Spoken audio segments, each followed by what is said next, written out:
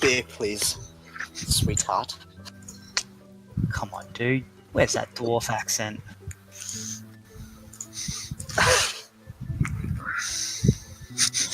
She says, she turns to you and says, right, that'll be 1 silver, thanks, love. Pulls out this.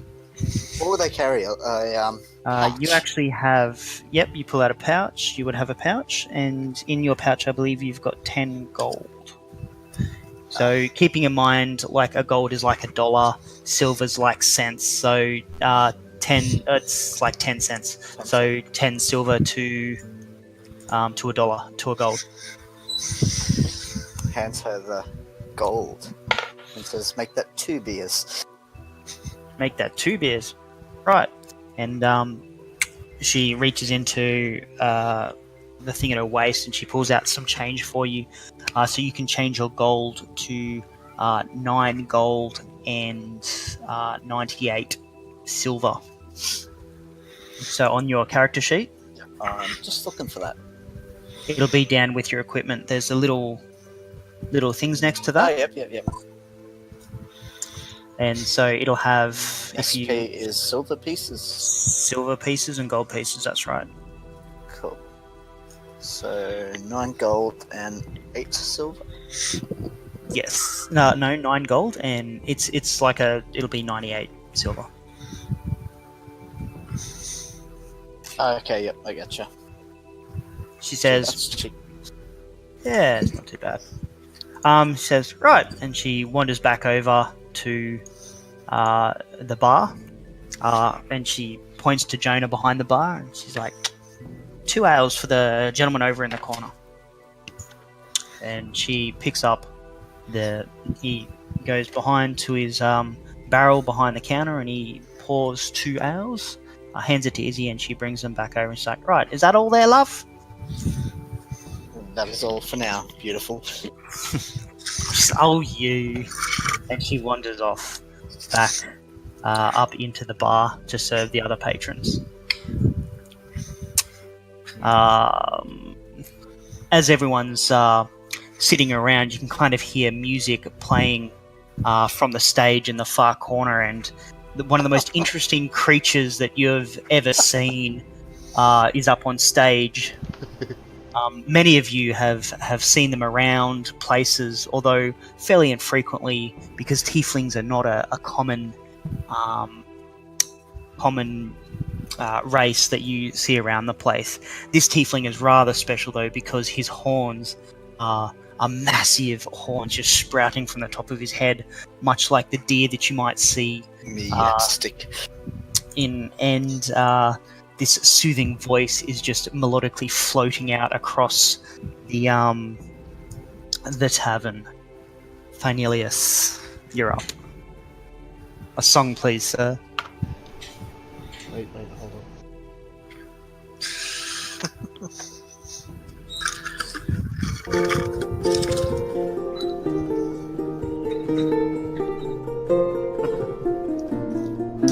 This day my folks have been, what day have you had so?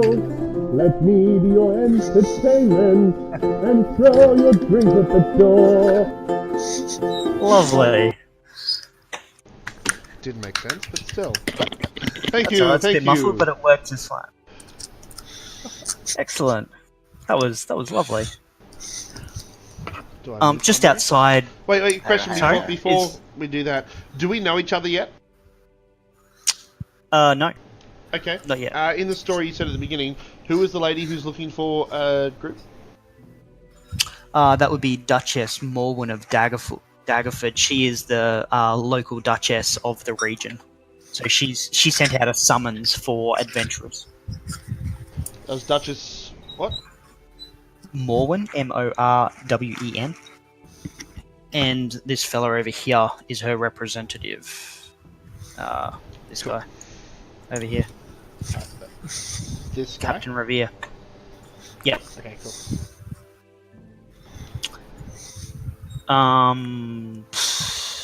Jotun. So, as you look around the room, listening to the lovely melodies that are coming from the stage. You'll notice an interesting creature within. Someone's got their mic on a loop.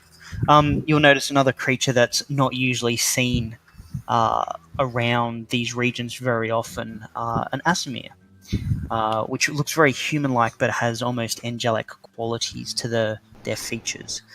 This Asimir is very different to most that you might see wandering around most of the peasants. You can see a big sword strapped to this Asamir's back, and clearly a warrior of some sort in massive chain-mailed armor, and looks quite dangerous.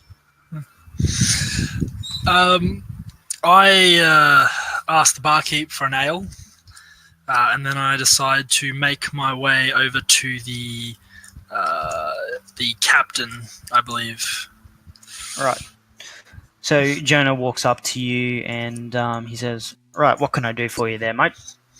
I'd like an ale, please. One ale, that'll be 1 silver, thank you. And he turns around behind him and he picks up a jar from under the, a cup from under the counter, and he turns around and starts pouring the ale, and he puts it back on the counter.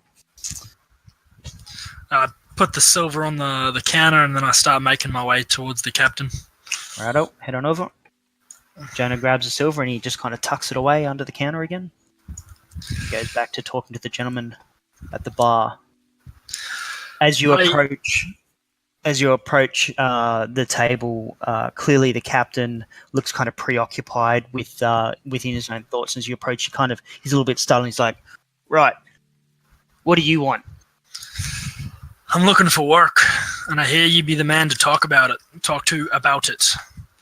Well, that would be correct. It depends on what sort of work you're looking for. We've got a very dangerous job, but having a look at you, you look the type that may be able to help us out. You any good with that sword? Well, I was an officer in the Neverwinter Army, so I'm pretty sure I should be right with it. Neverwinter Army, you say? Sit down and take a drink. Very good. Yeah. He turns around and says to you, "Right, do you know of anyone else around here who's also looking for work?" Not that I know of. I just walked in, grabbed an ale, came over to get a job. He says, "Right, well, we've got a werewolf problem. You ever heard of a werewolf before?" Yeah. You've heard of werewolves. Very good. That makes you a very rare breed indeed. We're offering 100 gold to anybody who can bring us the head of the werewolf. Sounds like a job I can do. Very good. He says, "We're going to need to hang around here until we find some more people, because I don't think you're going to be able to take it on yourself." And he goes back to drinking his beer and eating his meal. Outside the inn, we find ourselves with... What happened to my music? Hey. Outside the inn, we find ourselves a lonely figure walking towards the inn, cloaked in a big robe covering her head. Is another creature that, again, very unusual for this region to see around, often found more in the hilly areas outside of most towns, is a dragonborn by the name of Aaron? Is that correct? Yeah. Aaron. What would you like to do, Mish? I would like to quietly enter the inn, smiling at the guards without showing any teeth. So as the dragonborn moves forward, kind of looks at each of the guards and gives this really weird grin. That kind of, the guards just kind of look at each other with a sense of apprehension. They don't know what to make of the grin, whether it's one of friendliness or one of danger. But it's very difficult to read. So you can move your own character token, Ish, to where you want to go. Can you move your character token? Yes, there we go. Excellent. Can I make just as she enters, like her description, like what she looks like? Can you? Yes. You can do what you want. This game is do whatever the hell you want. Okay. I notice the Dragonborn entering the inn, and just take note of features like color of skin and anything else you may be privy to tell. Okay, so yeah, I get what you're saying. So, Mish, you're gonna have to describe your character for us. What do you look like? What color are you? Blue. Deep. Blue Well, not skin. aquamarine blue. About Aquamarine 6'7", and proportional. Proportional. What facial features have you got at the moment? Like what expression have you got? Amusement. Amusement. Okay. Very More. Okay. Yeah. Cool. Jonah, the barkeep, moves over towards you and he says, "I hope you're not here for trouble. We don't get too many of your kind around here. What can we do for you?" I would love an ale and directions to the captain, please. Jonah kind of reaches behind him again and starts pouring an ale, and he turns around and he's like, "Again, that's 1 silver, thank you." And turns back and places the ale on the bar, and he points over to the far corner of the inn, just behind you to your right. And he's like, "You'll find the good Captain Revere over on the table there. He's reserved it for the night. I hear he's looking for adventurers. You look like the dangerous kind. Maybe just the right person he's looking for." I pay Jonah and Yep. thank him for his directions. Well, anytime, mate. Anytime. If you're not here for trouble, you're welcome anytime. And again, guys, if you bought ale, take the appropriate silver. So it'll be 9 gold and 99 for all of you, except for Frank with a C, who had 2. As the Dragonborn is the Dragonborn walking over the captain now in this movement, or what? That would be up to Mish. Mish Okay. can move her own character. As obviously as the night wears on, Izzy, the barmaid, just tends to move between all the people that are populating the inn at the moment. So she's just moved over to another table and she's having a chat with some of the locals. So, as the Dragonborn walked over to the captain, I peel out a little ditty. And here we have the Dragonborn. How are you on this fine morn? You're tall and blue. I love your left shoe. Would you happen to have some corn? But I leave it strumming, waiting for a response. With butter. The guard at Francine pipes up at from the the other table. table. The guard sitting at the table, he bangs his ale glass against the table, saying, "Classic Thynelius." Was that the captain guard, or which guard was that? This fella over here. Okay.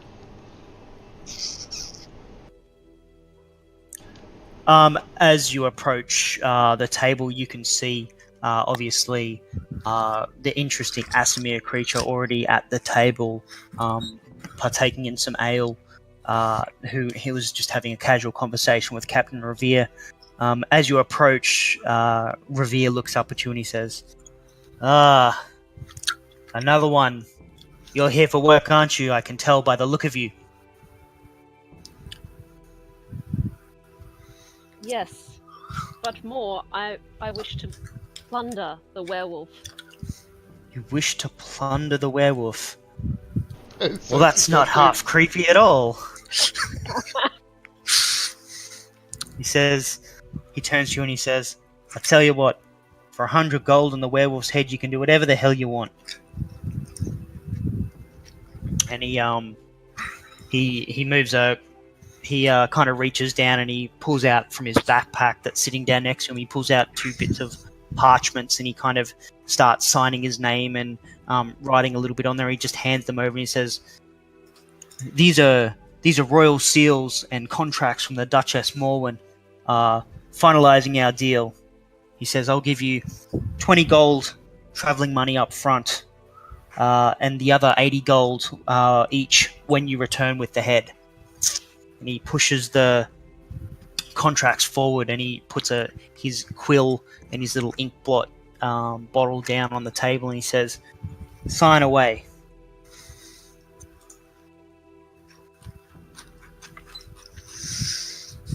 I gestures to the barmaid. Usual, please, love. She brings over a glass of water. Izzy moves up to the bar, and she kind of, taps the table, taps the counter to get Jonah's attention, and she just points to Thynelius, and she kind of puts her fingers above her head, like representing antlers, and he's just kind of one, and he just reaches into a bucket just full of water and pulls out a cup, and he just slides it down to Izzy at the end of the thing, and she picks it up deftly from years of experience and wanders over and sits down next to Thynelius and passes him his cup of water, and she says, "How's the crowd been tonight, Thynelius?" They've been good. They've been adoring and loving. It's not as busy tonight, I've noticed. What's going on? With the rain outside, you know how it is. These farmers, they're probably course. huddled up inside their little hovels. Of course. It's mostly the captain and his guards here tonight, with the usual crowd who we can never seem to get rid of. That's all too true. How about yourself? How's the kids? Oh well, little Johnny. He's always a bit of a handful, but Sal, well, girls. Of course, I absolutely getting in trouble. Yeah, well, she's doing well. We just have to keep her away from the boys. Of course. So what's going on behind me just here? I heard gold was up for grabs. Are you in trouble again, Thynelius? Not at all. Not at all. I've got plenty of gold on me at the moment. You know how it is. I just enjoy the patronage that you offer by letting me perform here for a reasonable bed for the night and a good decent meal. So you mean you can actually pay your tab tonight? Oh, well, I didn't say that. Thynelius, when were you? If it was a little busier, then maybe. But it's do they come here to see me or for the lovely pies you make? Well, they are good pies. Thynelius, you're don't I know you it? Watch yourself. I tell you what, that's Captain Revere. He's up from Daggerford, I hear. He's looking for people to work if you're really desperate for money. Might give you a chance to use that longsword for once. Right. It has been a little while. It's been a while since I've adventured out there. I might just stay here for a little bit and just listen in on the conversation with these keen ears I've got. Very good. She says, well, I've got to get back to it, Thynelius. You have a good night. You too, my love. She wanders back over to the bar. Frank gets up and relieves himself in the fireplace. Then sits back down.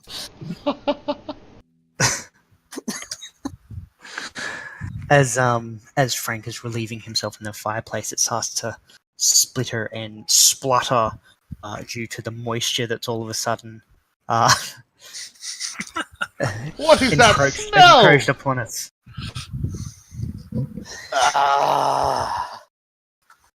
Jonah just kind of looks at Izzy and just shakes his head, and he's like, "Oh, another one.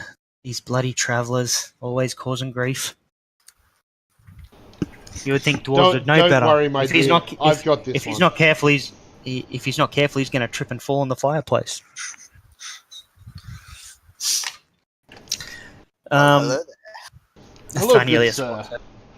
Well, what was that performance that you just pulled out there?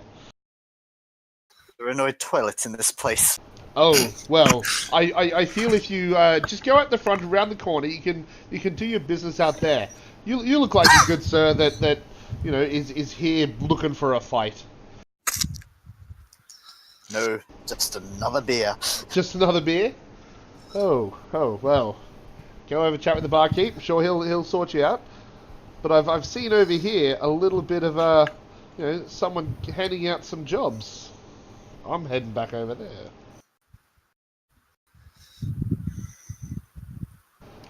Good day, sir. I said good day.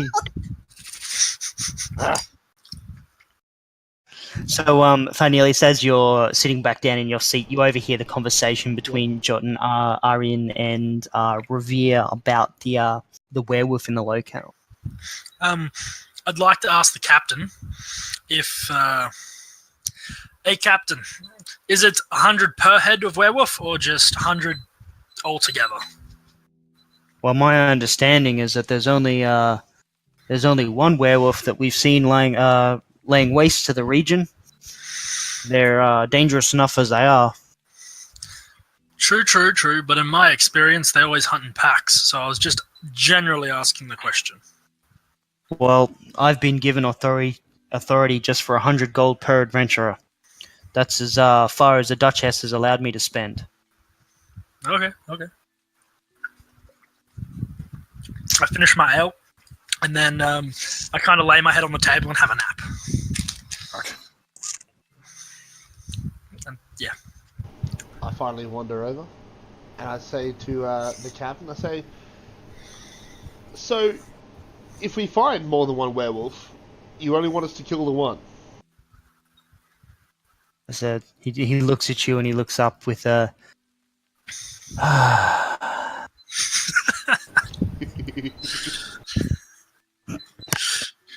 There's one werewolf that we're aware of. You kill it, you bring me the head, you get the gold. If you find more and you don't want to kill it, don't blame me if you come back with a couple of scratches on your back. If you come back. Well, I know we've only met, but you never know. He kind of looks at you and suggestively. he kind of looks at you and he says, I've heard you play. I doubt you're any better with that sword than you are with that loot. Ho, ho, ho, ho. You jest, good sir. You jest. It makes me laugh. He pushes another contract forward towards you and he says, I never jest. You can be the bait. You know what they say about the bait? Signs a contract, pushes it back. He looks at you and he says, no, I don't. Folds up the contract, sticks it back in his messenger pouch, and goes back to eating his food. I was meant to have signed the contract earlier. Yes, that's but fine. I have signed it and written it. Very good. So he collects the contract off you. Sorry? What is he eating? He's got a plate with just like a massive steak on it. There's no veggies. He just eats steak because he's rough, and it's like it looks almost like bloody and raw. Dang it! I was going to pick off a chip. I hand him the contract before I take a nap. Right. So he folds up the contract and sticks it back in his messenger pouch. Frank, with the C, slams his warhammer on the table. Another! Izzy walks over and she brings another ale to you, and she holds her hand out waiting for the silver. This is 2 silver. Change. Why, thank you, good sir. She pockets it and wanders back over to Jonah, and she's kind of like, psst, you might want to keep an eye on that dwarf. He's had a few. Russell, can you, and I'm going to teach you how to use the roll feature now. You are going to do a Constitution saving roll. He's had 3, dude. Favorites. So, what you're going to do is go. It's just /R, isn't it, Zach? /R. Yep, /R. 1d20 plus your Constitution, which for you, 13 plus 1. so you'll add a +1. So it should look like thus, come up something like that. See how it says rolling 1d20 plus 1? It'll look something like that. Is that oh yeah, is that down the bottom? Yep. Yep, so just in the chat box, so you just write /R Like that. like that.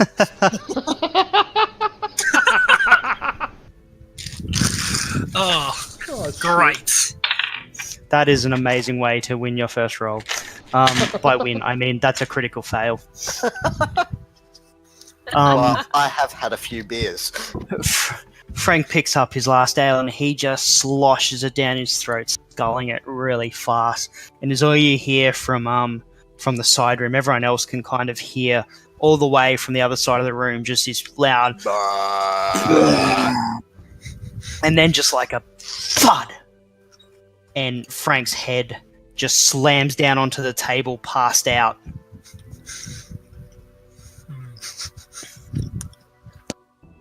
The guard, Izzy looks over at Frank in the corner, and she just she wanders over to the guard, and she says, "Robert, can you go deal with that drunk in the corner, please? He's going to start causing trouble, I feel, if we don't do something about him." He looks over and is like, "Well, he looks kind of passed out. I don't know how much trouble he'll be, but I think I can do something about it."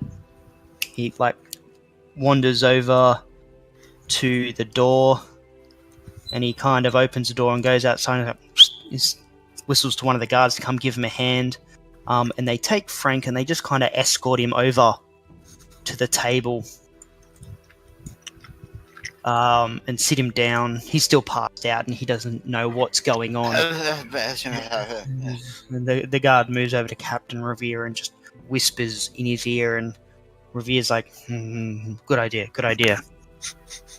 And he pulls out a contract and he wanders over to the dwarf and sticks a contract down in front of him, picks up his hand, sticks a quill in it, and just kind of signs the dwarf's name across the bottom of the contract, folds it up and sticks it in his belt pouch and moves back and sits down.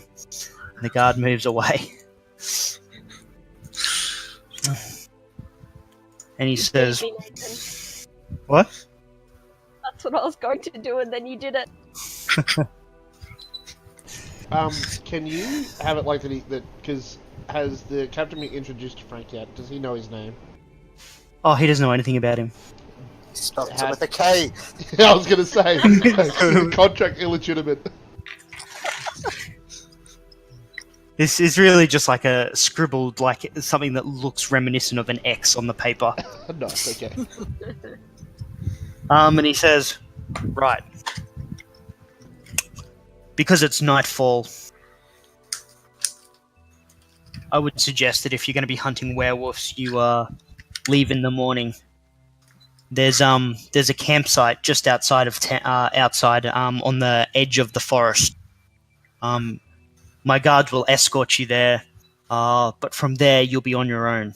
And he stands up and he says, "Gentlemen, lady, I think, have a good evening." And he wanders off.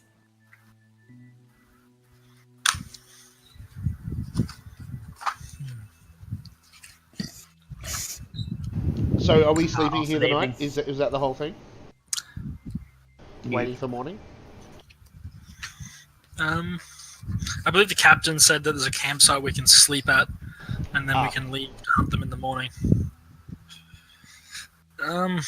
Well, if we're sleeping it there, and Frank's still absolutely toast at the moment, can I cast Cure Wounds? And then, because I'm assuming a sleep will be a long rest, right? Yes. Yes. Just as long as you're at 8 hours is considered a long rest, and I would say that it's about 6 o'clock at night, so by the time morning ticks around, it would be considered a long rest. Legendary. I would like to get two of the guards, the ones standing out the front, and using my military rank, ask them to politely take Frank to the campsite, so that I don't have to carry him. Keeping in mind you'd need to be flashing that insignia rank around. It's around my neck like a necklace. Righto. So as you walk outside and you chat to the guards, they can clearly see the insignia around your neck, and they're like, "Oh, what rank are you?" Officer. Oh, just officer? Yeah, straight up officer. Of the Neverwinter Army? Yeah. Right. They can clearly see that you're an officer of the Neverwinter Army, and they're like, "Oh, sir, sorry, we didn't realize that there was an officer of the military here. Absolutely, we will escort him to the campsite. We were heading that way anyway." And so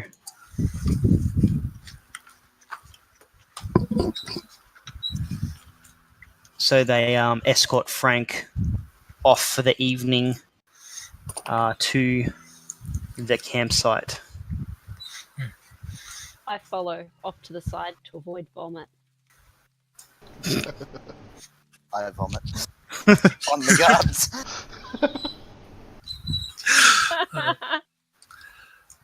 On the way out of the door, I walk up to Jonah and I tell her, "Those two guards carrying the drunk dwarf. Give them an ale when they get back," and I put 2 silver on the counter for him. This is very generous of you, sir. Very generous.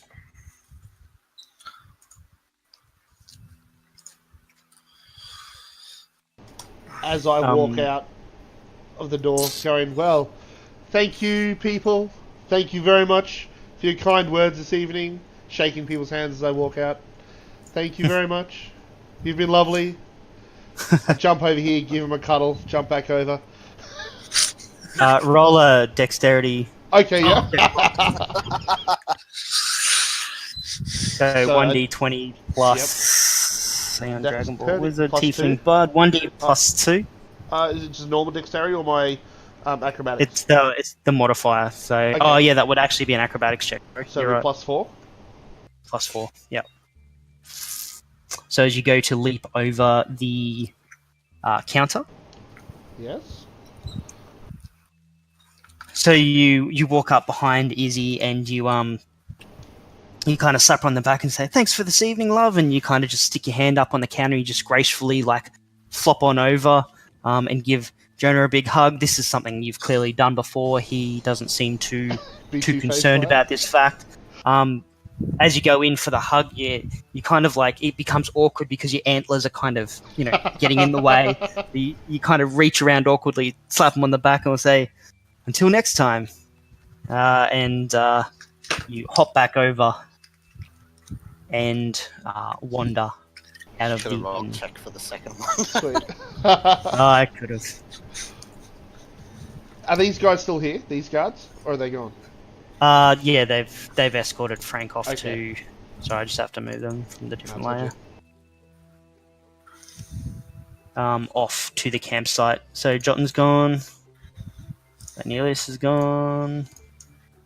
And I think that's everyone. I'll move you guys out of the way for future reference. Okay. So, as you... Give me a sec. Reveal areas. Hide areas, that's what I'm after. So, as the evening progresses, you make your way away from the tavern and off in the distance towards the forest. You're very close to the forest. You're not too far away. You can see a couple of tents that have been pitched, and there's what looks like the smouldering ashes of what was a fire before the rain began. And you all wander over. You can see the guards off in the distance just kind of dragging Frank under the arms, and his legs are just trailing behind him. Clearly, this guy is just gone. He is not coming back anytime soon. Next to them walks the Dragonborn. And you all just make your way to the campsite and retire for the evening.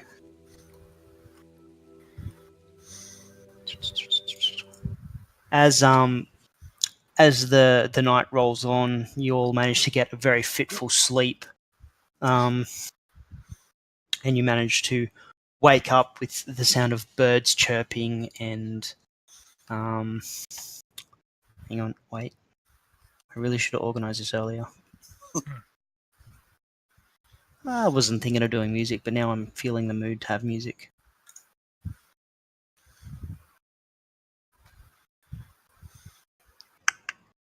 Hang on. I got this. No, we don't want frozen wastes. I don't think we want to swap land either. Just give me forest. Freaking forest.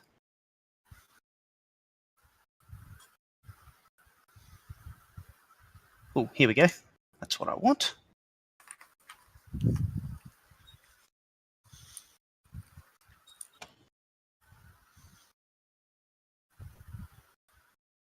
As the morning breaks, you can kind of hear the guards around the campfire, just chatting away, and you can hear just the sounds of the forest off to the edge. And again, you guys are just on the side of the forest,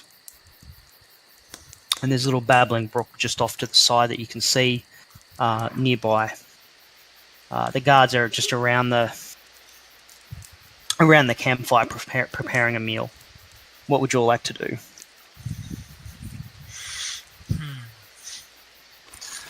Yeah, I'm gonna walk over to the guards and just sit down and generally just start chatting with them about just how they've been and shit like that, like just general conversation. Robert's made his way to the campsite as well from the way in, and he wanders over and he sits down. And he looks at you and he says, "Have we met before? You seem familiar. I mean, you're hard to miss." What's the gentleman's name again? Robert, and Robert. he's just a guard for Lady. Sorry, where's my thing gone? Morwen. Yes, Lady Morwen.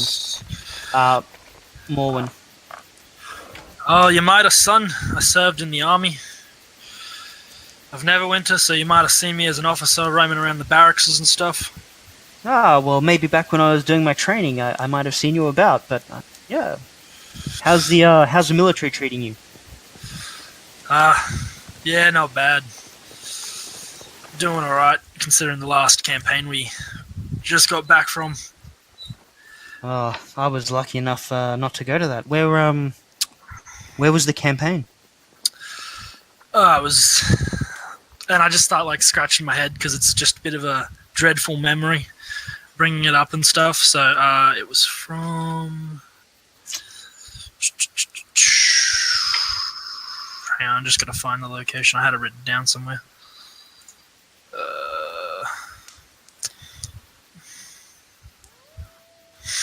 It was along the tribal trail, just further west, I think, along that area.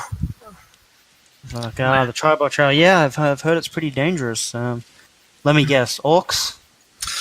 Yep, one and the same. Well,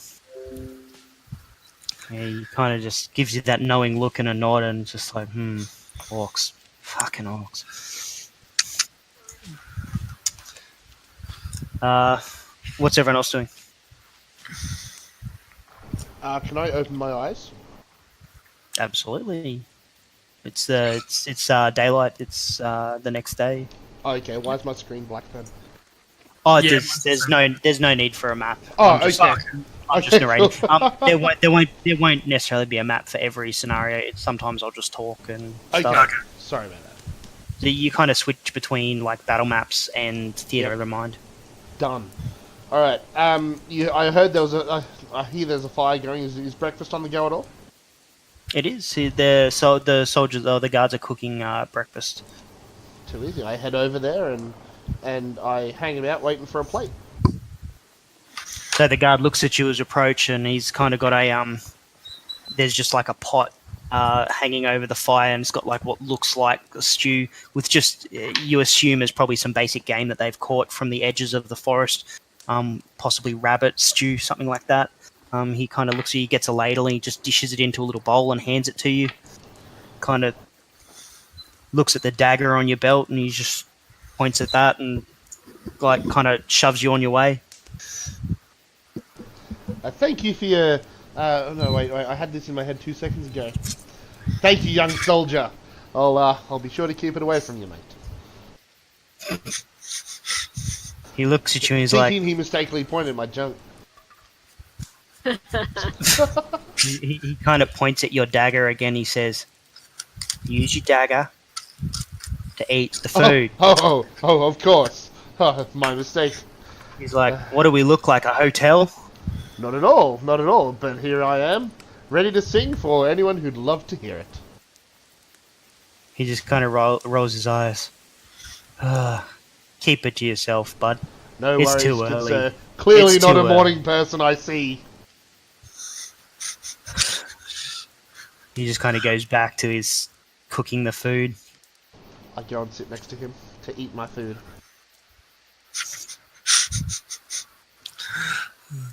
Hearing As- Thynelius's commotion and banter, I wander over and politely ask the guard if I may have some breakfast and if he'd like any help.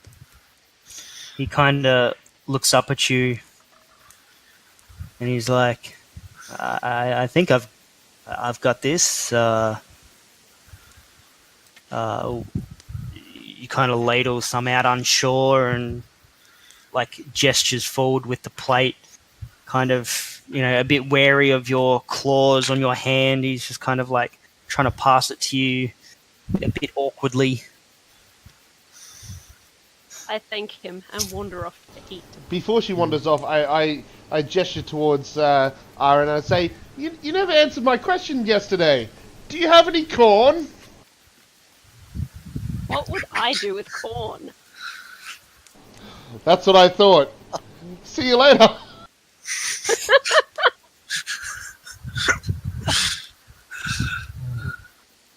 The guard looks over at you.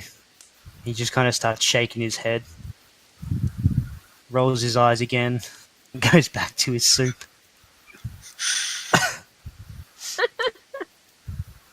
Frank with a C awakens and instantly says, "Food." Can you, as you stand up saying food, can you just make a dexterity saving throw for me, please? Same one as before. No, that was Constitution. This is a dexterity saving throw for you. That would be a... Let me go back to my thing. Frank. Dexterity is a -1. He's So leveraging on the best slash 1d20 -1. So, as Frank wakes up, he kind of like still a bit hungover from the drinks he had last night. He kind of like opens up the tent flap a bit awkwardly, and he kind of food. And as he goes to walk out, he just kind of like trips and stumbles a little bit over towards the fire, but doesn't fall over. He kind of just like leans his hand up against one of Thynelius's antlers, hornless, just to steady himself, and he's like, "Oh, well, these are handy." Must get myself a pair of these one day. And the guard looks at him and he's like, "You hungry?" Always. He hands him some rabbit stew in a bowl, And the beer. and he kind of just gestures over to like what looks like a bit of timber, like a bit of a tree that's been cut up a little bit, to make makeshift seats for you to sit down. And he looks at you and says, "Beer? What do we look like, a tavern? This is the army." Can I cast Minor Illusion on a mug to make it look like it's got beer in it rather than water? You can. As one of my cantrips.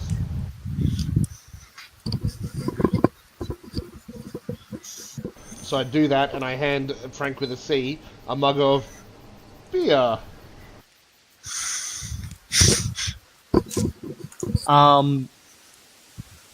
Russell, can you roll a wisdom check for me, which is just a +1. Actually, roll it with a +3, because you've got a +3 to insight. Ah, beer.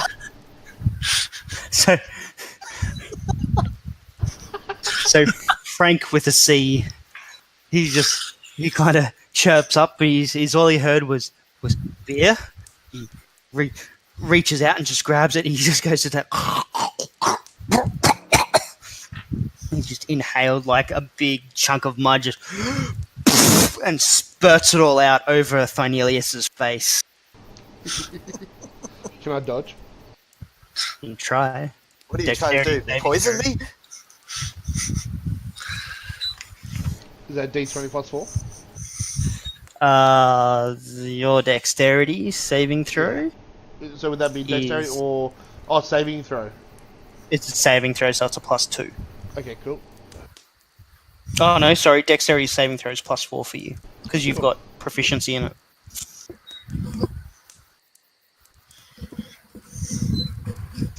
So as Frank like the mud like all over, you kind of just manage to like just move out of the way, and it just kind of goes past him and hits the guard, Robert, in the face. Oh no! He kind of looks at you, at both of you. He takes a towel off and just wipes his face off. I give him a big grin, and because one of my personality traits being nobody stays angry at me or around me for long, since I can diffuse any amount of situation, any amount of tension.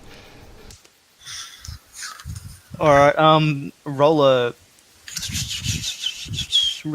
persuasion check for me, +5. So 1d20 +5. Ooh. So as you grin towards him with this like really cheeky, knowing grin, the guard seems to have woken up a little bit and seems to be kind of getting in the mood of the larkiness that you guys are partaking in, and he just starts laughing his head off, and he's like, and then I laugh along with him. He picks up his water and then just like throws it at Frank's face, like just splashes his face with the water, and he's like, "That'll wake you up." That is the worst beer I have ever tasted. You'll be okay. Everyone's just kind of man. laughing and having a bit of fun now. Awesome.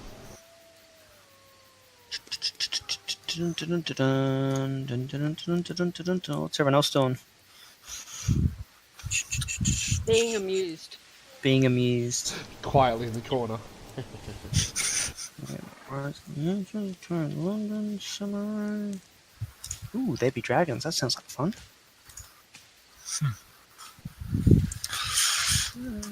So I am curious, what type of party did we have last night, and how did I get here?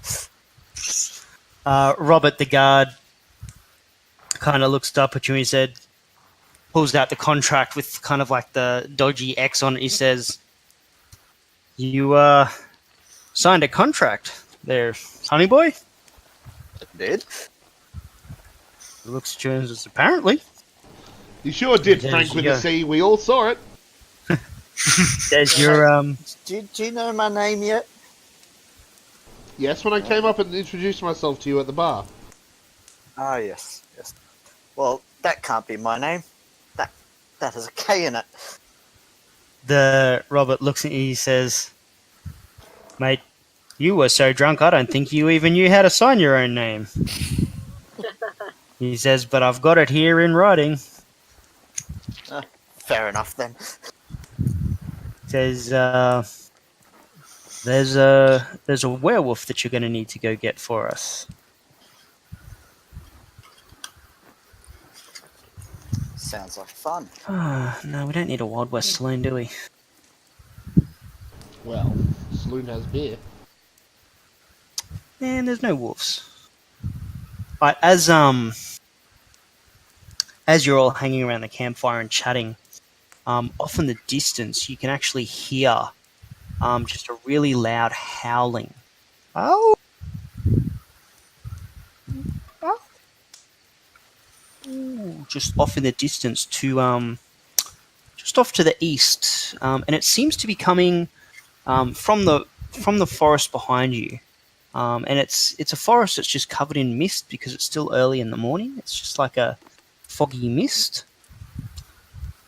And you can hear the wolves. Robert, who seems to have taken charge of the other guards, he seems to be the senior guard of them, looks at you and says, "Well, gentlemen," he kind of looks at the Dragonborn and he says, "And ladies?" Shrugging his shoulder. And then he looks over at Thynelius and he says, "Yeah, ladies." And he says, "I can hear the wolf. I guess if you want to catch that thing today, you're going to have to head off now. Because I guarantee you don't want to be out in the woods by nightfall." I question Bob and say, werewolves, can't you only catch them at night time? Because surely during the day they are man, or is this some form of, I don't know, something else entirely? He looks at you and he says, "Do I look like an expert on werewolves?"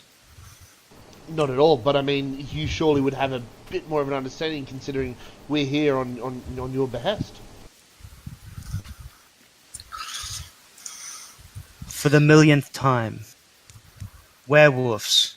Killing people. Bring me a head. Consider it done. Any head? Any head? Can we just dress the head up of a dog? What? So can we just dress up the head of a dog? I'll be back in a Find a dog. jiffy. I start singing for dogs. No. So, are you guys gonna go Yeah, adventuring in the woods? I'm gonna get up and I'm gonna start looking for tracks, and like just generally to see if the forest has been disturbed or if I could like pick up any sort of trail or anything like that. Okay, so as you move over to the corner of the woods,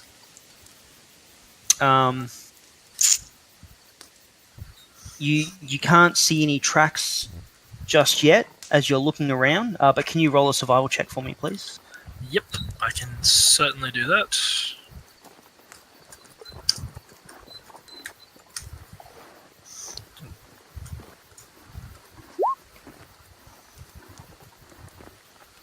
Excellent. Yeah, that's pretty cool.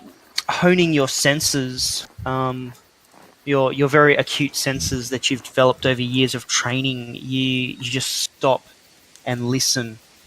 And you're just trying to listen for the sound of the wolf again off in the distance. And you can just hear it, off towards the mountains that you can see in the distance. And you can kind of pinpoint the exact direction that it's coming from. So you'll be able to lead the party in the correct direction, or you feel like you'll be able to lead the party in the correct direction towards where the that wolf noise was coming from.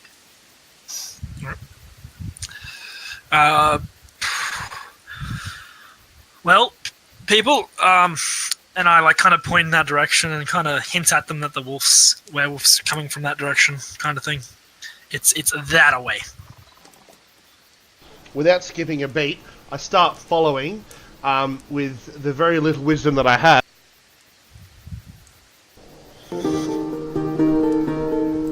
And just enjoying myself on this merry venture. He just starts Playing. playing away. Can I attempt to hide while he's doing this? You can. Give me a second. Where's my reveal? As Jotun starts to hide, brave Sir Jotun ran away, bravely ran away.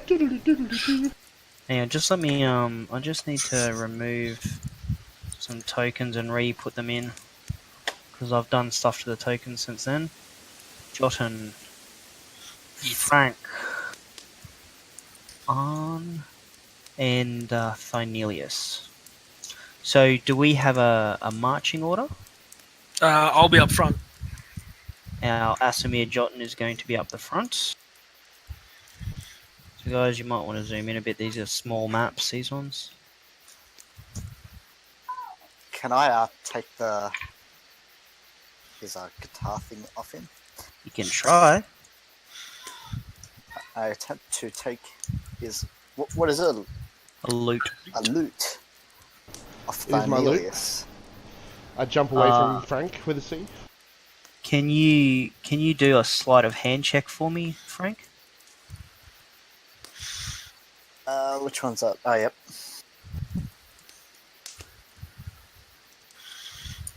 So I'm just fixing up the icons here. I believe that is correct. Yes. So as you, so hang on, Jotun, you're leading the way. Mish, Aaron, where's your character? Who are you going to be standing behind? I'm happy to be in the middle, off to the side slightly in case I have to use my breath weapon. Right. So Frank and Thynelius are kind of just taking up the rear. That's what they do best. Frank and Thynelius are kind of just, as you're wandering down the road, Frank's just like, oh, laddie, my head. And he kind of reaches over to just grab the loot off him and kind of just stumbles and like trips past him. And Thynelius just kind of does like a little kind of pirouette and continues to play his loot.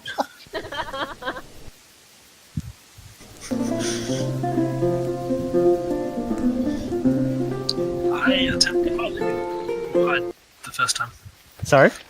I attempt to like hide in somewhat or like not technically hide, but yeah, kind of hide thing and just lead the party at the front, but obviously like kind of just So like just off to the side in Yeah. the tree line? Yeah, in the tree line. Alright, so can you roll a Stealth check. Yep. stealth check for me, please?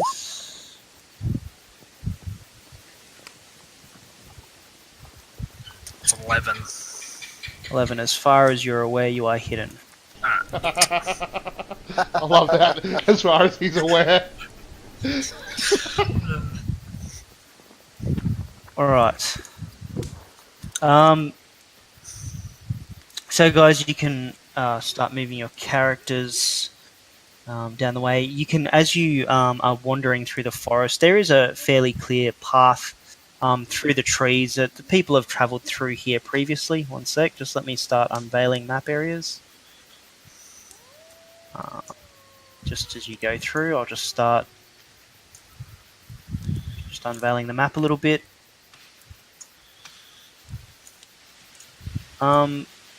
As you're wandering through, you can still hear the wolves. Just stop there, guys. You can still hear the wolves off in the distance. Can I get? Hang on.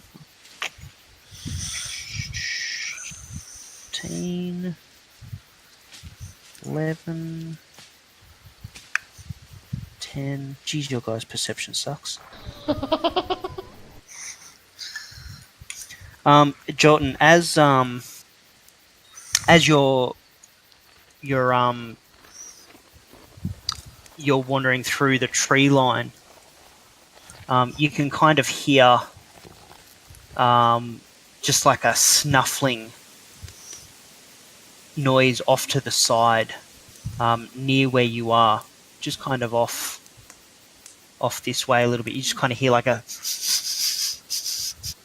and that's all you hear. As you're coming down the path, you can kind of all just see that it's turned into like a really big opening, and there's a really large area in front of you that you can see. And the path leads off in 2 different directions.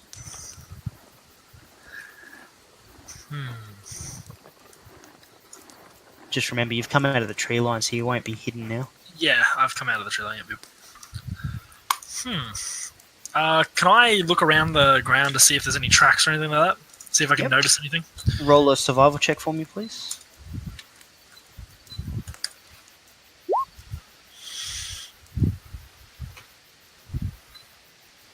$11 seems to be my number tonight. It does. So as you look on the ground, just kind of like around this area here, you can kind of see that there's some paw prints that are leading just like up this way. They seem to have come from here and are leading up that way. Alright.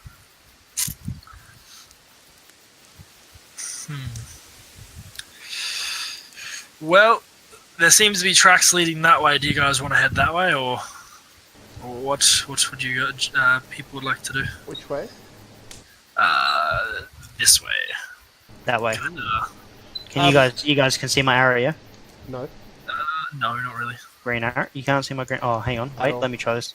Probably because I'm on the GM layer. Hang on. Oh, there you go. That. You see it now? Yep. Yeah. Sorry. So the tracks came up this way, and we're heading up that way. Sorry, I was on the wrong layer. I gotta multitask. Say we follow the tracks. Might as well. Did everyone hear that noise or just Jotun? Just jotting, mate. Just John. I do let the party know that I did hear like a sniffing kind of sound coming from that direction as well as I was exiting the tree line. Is anyone going to investigate that? I can investigate it. Sure you can. Yes, I'll investigate the tracks in the forest again, if I could. I come over for moral support and sing a little ditty. So, Thynelius, you're supporting him. You can give Bardic Inspiration, don't forget. Yeah, do I have a certain amount of Bardic Inspiration, or do I do that to everyone? You can give it to anyone, I believe. Hang on, let me get your character sheet up here. Bardic Inspiration, you can inspire others through stirring words or music. To do so, you can use a bonus action on your turn to choose one creature other than yourself within 60 feet, which that would be Jotun. The creature gains one Bardic Inspiration die, which is a d6. Ooh. So they get to use that for an attack roll, pretty much anything they want. Okay. Yeah, just give me... Attack roll, saving throw, or one ability check. Yep. I do Bardic Inspiration for Jotun. Jotun, you're the voice, try and understand it. Try to make a noise and make you see. Oh, oh. That was amazing. Am I just rolling survival? Yes. Don't you feel you have to use that right now, by the way. It's okay. I just used yeah, it. you did. But Nice. it's 20. Try and survive the singing. Yes. Oh, is that yours, 24? Yes, 24. So as you follow the tracks, you can see just off to the side here. You kind of see what looks to be like a bit of a bushy tail just swaying, hanging out of a little bush off to the side. And through the tree, you can just see kind of like these two dark red eyes just glaring out at you from the tree. Can I get everybody to roll initiative, please? Actually, no, don't roll initiative. I'm going to be rolling initiative for you guys. Oh, for us? Okay. Yes, because that makes my life a hell of a lot easier. Alright. Initiative, I've got that. So I'm assuming that since I can see the red eyes, they can see me clearly, so I can't attack it and get a surprise attack? Yeah, you don't get a surprise attack. Okay, They've that's been fine. watching you. Oi. But you are not surprised. Oh, that's good. That was basically all the check was, to see if you were surprised, not them. Does Frank, Aram, and Thynelius know that I can see them, or do they... Well, that's up to you. Yeah, I kind of signal them with like hand gestures that there's something looking at me in that direction, kind of thing. Right. Using my vast military hand gesturing knowledge. Would you like me to throw a javelin? Okay, so for those of you that aren't aware, what I've asked you to do is called roll initiative. I'm actually going to be doing it for you for this game because it's on I use an app that tracks initiative and stuff. Okay. And that already adds all your bonuses and stuff in, and it just saves a hell of a lot of time from everyone rolling initiative. So I can just go down my list of whose turn it is and all that sort of stuff. It'll make it a lot easier. So I'm going to track initiative for this game. But usually, if we're doing it face-to-face, you would roll your d20 and add your initiative modifier. This app already adds it for you, which I think for most of you will be probably a 1 or a 2. And that basically, what that does, it determines the order of combat. So who's going to fight what when. Are we gearing up for a fight, are we? Yeah, if you hear me say roll initiative, know Okay. that you're about to be attacked. Nice. or I'll say I'm about to roll initiative for you, whichever. Okay, so the order of combat is going to be Jotun, Frank, Aaron, Thynelius, Wolf. Never mind. I'll tell you what the Never other ones are mind. when they come. But basically, you've seen one, so you know that there is a wolf there. Yep. Okay, so that's the order of combat. So it'll go again: Jotun, Frank, Aaron, Thynelius, and then the wolf that's seen you gets its attack. You guys are apparently very alert and very aware. However, just for future reference, Yep. Thynelius, you've been playing your lute. So your lute is in your hand, Okay. not your longsword. That's okay. So for you to pull your longsword, Yep. would take an action. Yep. So again, you're probably going to want to use your spells that you've got Of course. for this encounter, and I would suggest your cantrips to start with. Yeah. Now the cantrips, they're a and it free would- action, aren't they? They're not a free action. They're considered a normal action, Okay. but they don't cost spell slots. Okay. So you can cast as many of them as you want per day. Yep. You can only cast one per turn, though. Yep. Because that's considered your action. So Yep. in combat, you guys get so many actions. You get what's called a bonus action, Yes. which can be used for things like an offhand attack, Yep. or you can use it to do certain things like pick something up or drop something. I think you can use it to dropping something is a free action. So you get a free action, a bonus action, an action, and a move action. So free actions are things like talking, dropping things, calling out, any of that type of stuff. A bonus action, usually an action will say that it's a bonus action. Yep. Or it's an offhand attack.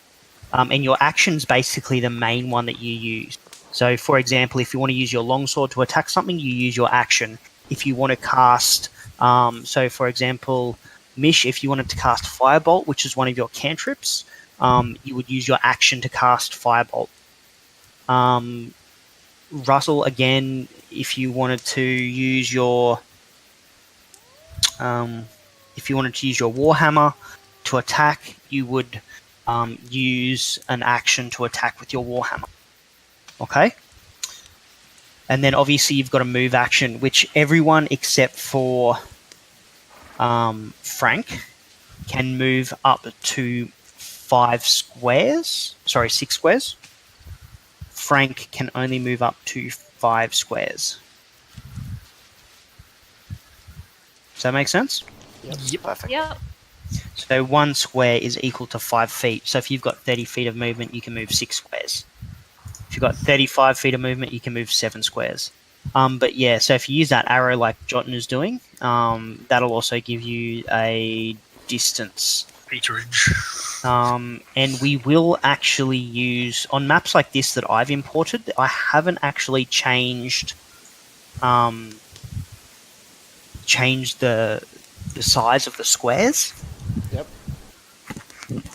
So I will actually stick with using the arrow, which if you go to your settings and you have used advanced keyboard shortcuts in your settings, it's the very first tick box. You can hit Q, and that will actually enable you to do this. Or you can just use your select move. No, you can't. What is it on here? Ruler. It's the ruler function on the left. I just use Q. And also, if you use that advanced roller, use advanced keyboard shortcuts, you can hit D and you'll bring up a dice roller, which is actually very useful to use.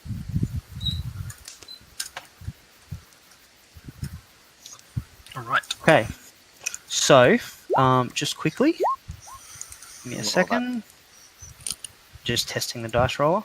I didn't realize by just clicking on it, it would. That's all right. Dice. That's fine. You can test it. So in front of you, Jotun, you've kind of opened up a little bit of the. You kind of got a sense of what's going on around you, and you can kind of just see, because you're all kind of moved into the woods here. Yep. You can kind of just see the wolf here hiding behind a bush. Neat. All right. and Jotun, you're actually up first.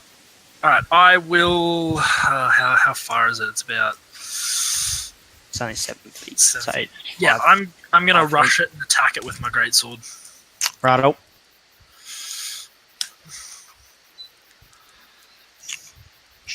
Eleven is loving you tonight. It is, isn't it? Yeah, it's the third 11 I've gotten.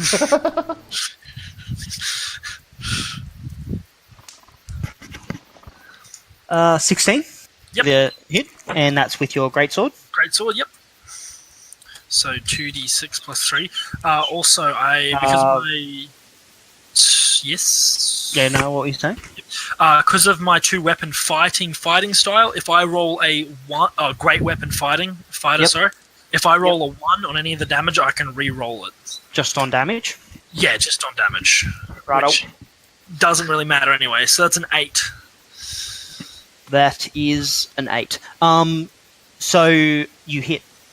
So Jotun kind of rushes forward because he can clearly see the wolf and he's identified the threat. He kind of, as he's running forward, just pulls his greatsword. I'm guessing it's not actually a greatsword. It's a It's kind of a daikatana. yeah, daikatana. So we'll call it daikatana. Yeah. So he pulls his daikatana from his back and just like lashes forward straight through the bush. Oh man, I need some action music.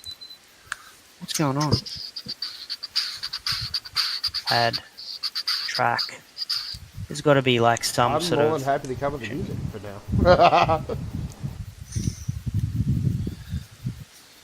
disembodied spirits. That sounds like fun.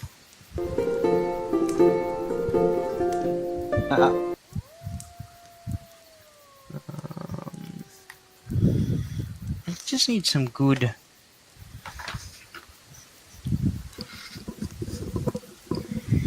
Hang on, I got this. Got to be something here. I'll be more organized next time.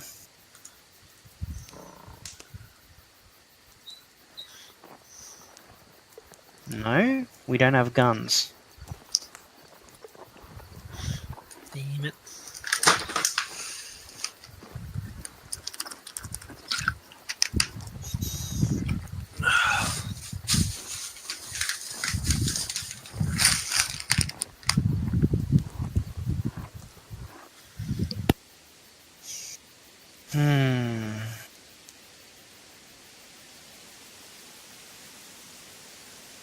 Tarot, this sounds good.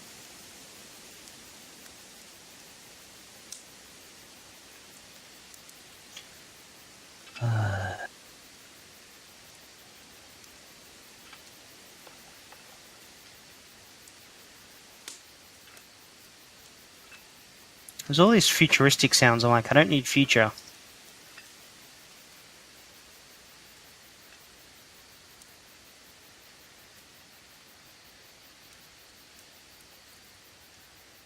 Hang on, sorry guys. As I said, I'll be more organized next time.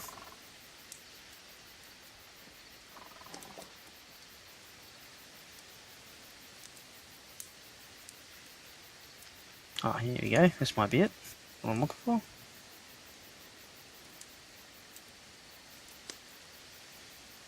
There we go.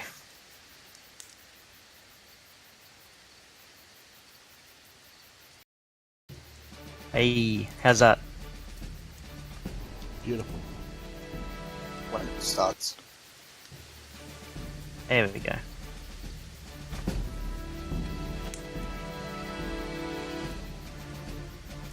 Hey, okay, so Jotun rushes forward and swings his daikatana down like with just a massive slash, and he just slams his sword into the side of the werewolf, and you can see just like it just shears one of its legs right off, and blood is just spurting out of the wound. And the wolf kind of just like takes a step back in sheer shock. Damn it, why do you do this to me? There we go, he kind of just moves, like hobbles back, and his legs just like flopping about on the ground. This wolf is looking very hurt, and barely able to stand due to the missing leg. Next up, we have Frank With the C. with a Z. Man. Alright, I guess I'll rush him with the Warhammer. So, where are you going to stand? Like over here or over here?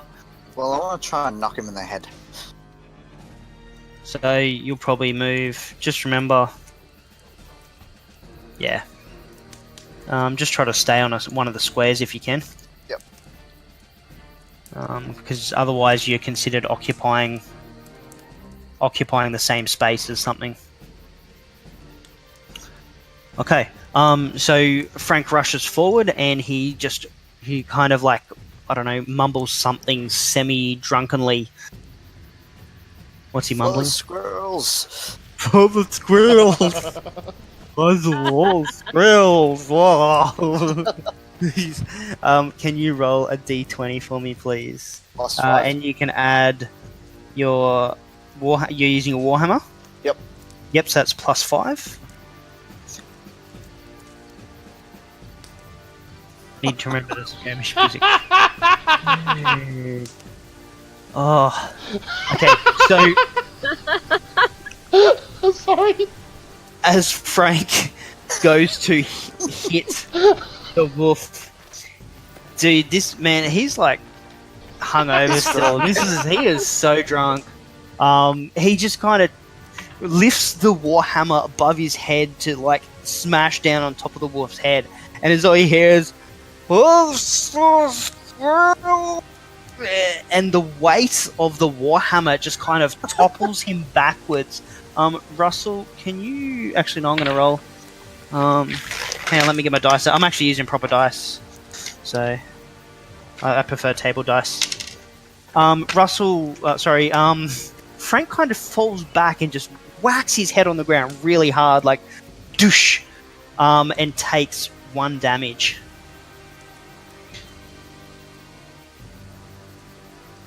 So that's hit points. Yes, that is hit points. So you just -1 from the 12 that you've got. 12 or 11. Huh? I got 11 in my thing. Do you? Yes. Make it 12. Okay. I just use the app to work out people's health, so Okay. it says you're on Done. 12. I'm going to go with 12. So you'll now be at 11 health. Yep. So just so you know, when you fill that out, okay, it should say hit point maximum, which should be 12. 12, yep. And then your current hit 11. points will be 11. Yeah. Let me save that. Oops, not that. Okay. Next up we have Aaron. You're up. I fling a firebolt at the werewolf. You might need to move a little bit because Jotton's a little bit in the way, so you don't have perfect line of sight. Oh, actually, yeah, you got line of sight. You're alright. Yep. So, firebolt is a 1d20 plus your spell casting ability, which I don't have on this, which I'd say is probably a +5. 2. 2. That doesn't sound right. What's Hang your on, let me spellcasting get. ability? You get a +4 attack bonus to spells because you also Yeah. have proficiency, so it should be a +4.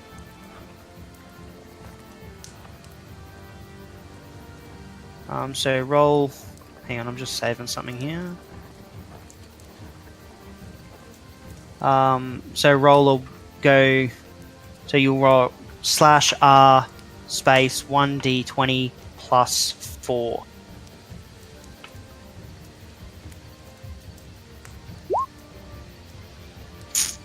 It's an 8. Wow.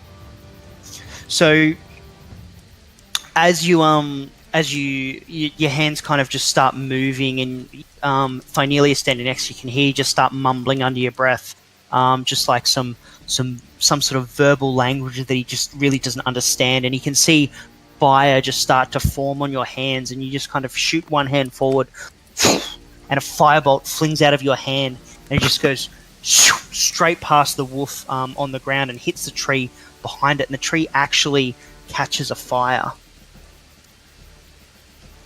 Oops.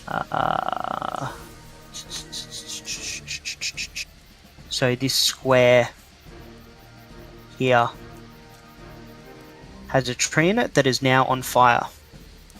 So the tree's just like and starts rapidly going up in flames. That's your go done, unless you wanted to move or do anything else.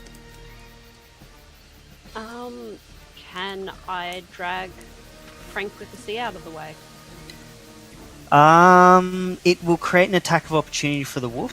For both of you to actually. Well, hang on.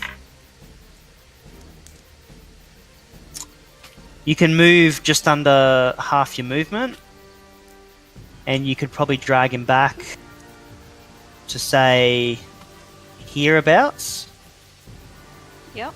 But it will create an attack of opportunity on Frank by the wolf because it's moving him out of the wolf's attack, like a attack zone, so to speak. Which means the wolf would get a free attack on Frank. Yeah, we'll just leave him for now. Righto. Okay, so Thynelius, you're up.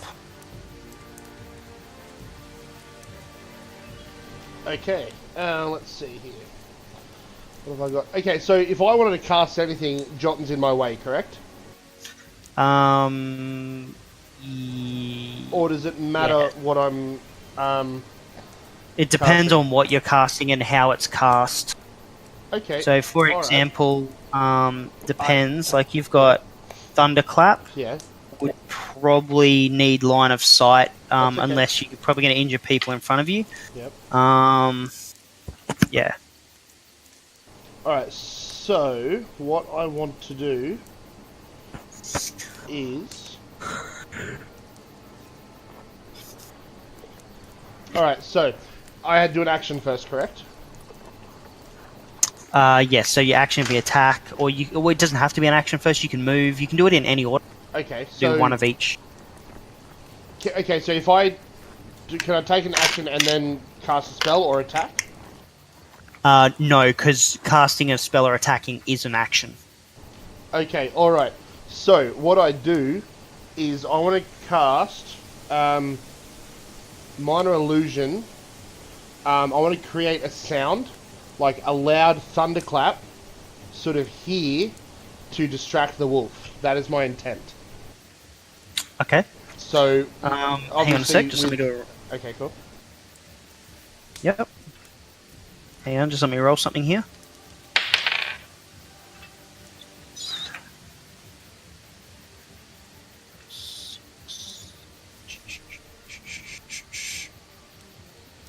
What's your DC?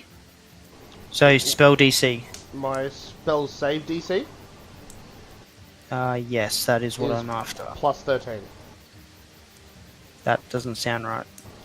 Okay. Sorry, it is. It is, yes. Yeah. Spell save DC is plus 13. Sorry, my bad. Cool. Okay, so you cast Minor Illusion, and just off behind the wolf, you just hear this massive blast, as if like just thunder has just, and the wolf just kind of looks really stunned all of a sudden, and like looking around, it really doesn't know what's going on, you know, from the injury that it sustained, and things like that. So it looks very stunned. Yep. And that's that would be your action. So you can still do a move or a bonus action or a free action, which is like talking, calling. If you have something that says it's a bonus action, you can do that. Okay, is Bardic Inspiration a bonus action? Yes, I think so. I think it is actually, yes. Okay. Yeah. Hang on, you can inspire those true sitting words to do so. Use your bonus action, yes. So you can cast Bardic Inspiration on someone. Okay, so as he's... Jotton, you used yours, didn't you? Yes, I did. That'll. So I can give it to Jotton again, considering he's next. Yes. Alright, so Yay. I do Bardic Inspiration again on Jotun. Just be go on. mindful. You can use this feature a number of times equal to your charisma modifier, a minimum. So your charisma modifier is 3, so you've only got 2 left that you can cast before a long rest. We've just had a long rest though, haven't we? Yeah, but Wasn't you that prior to the cast last it time on I him. cast it? Or was it after? If I thought it was just as we started this. It must have been. That's okay. Yeah. Alright, so can I do it only once with one bonus You action? can cast it on him again, so you can cast it 2 more times. Okay. Alright. Yeah.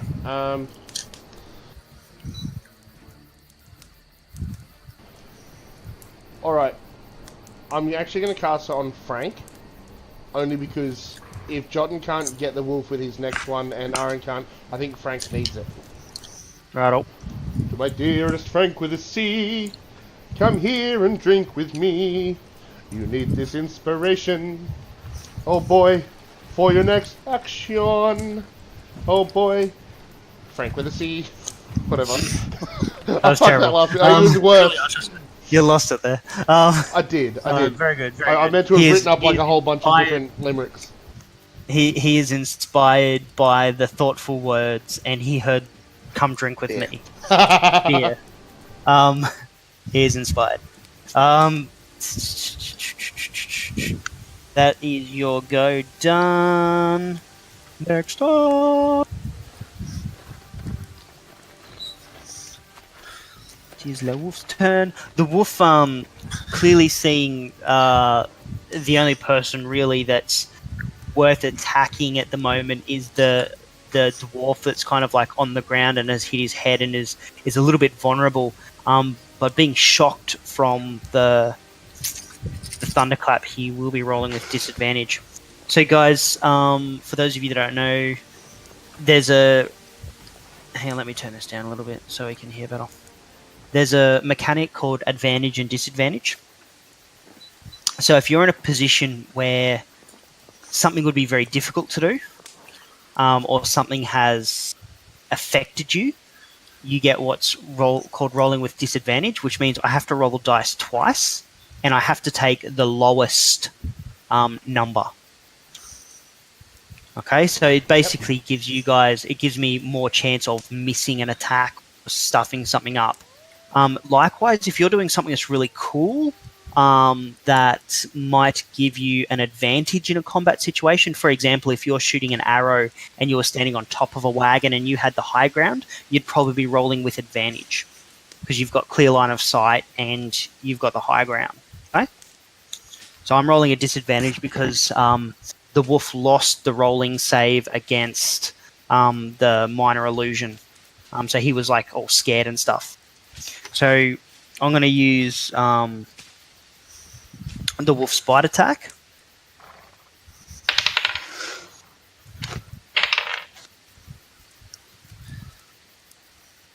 12. Okay, so that's 12. Russell, what's your AC? Armor class. 14. Axe 14. Ooh, so that's a miss. So the wolf kind of just stumbled forward. Technically, it should be a... no, because you're awake. That's right, never mind. So the wolf kind of like crawls forward, hobbles forward, and tries to just like take a snap at you, and you just kind of like move your leg out of the way, and the wolf just taking a snap at thin air. Let's get this music back so we get feel inspired.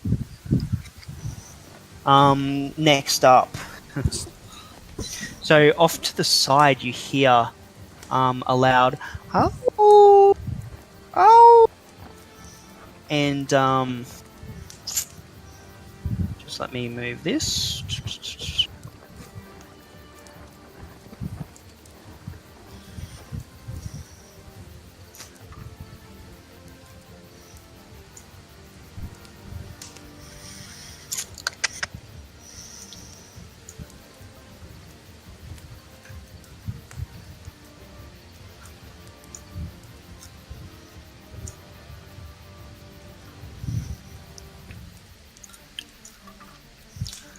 And just running behind you, you'll turn to look, and you can just see out of the tree line just this massive werewolf just starts running towards you, and you can see it just lopping along the ground, and you hear its huge paws on the ground just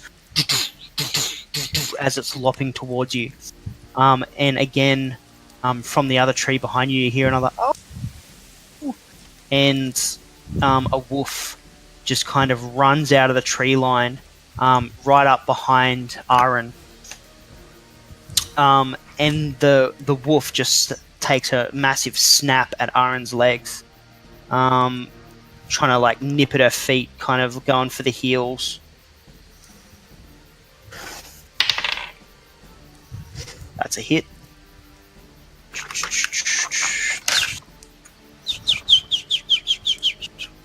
Plus 4. It hits 2d4 plus 2.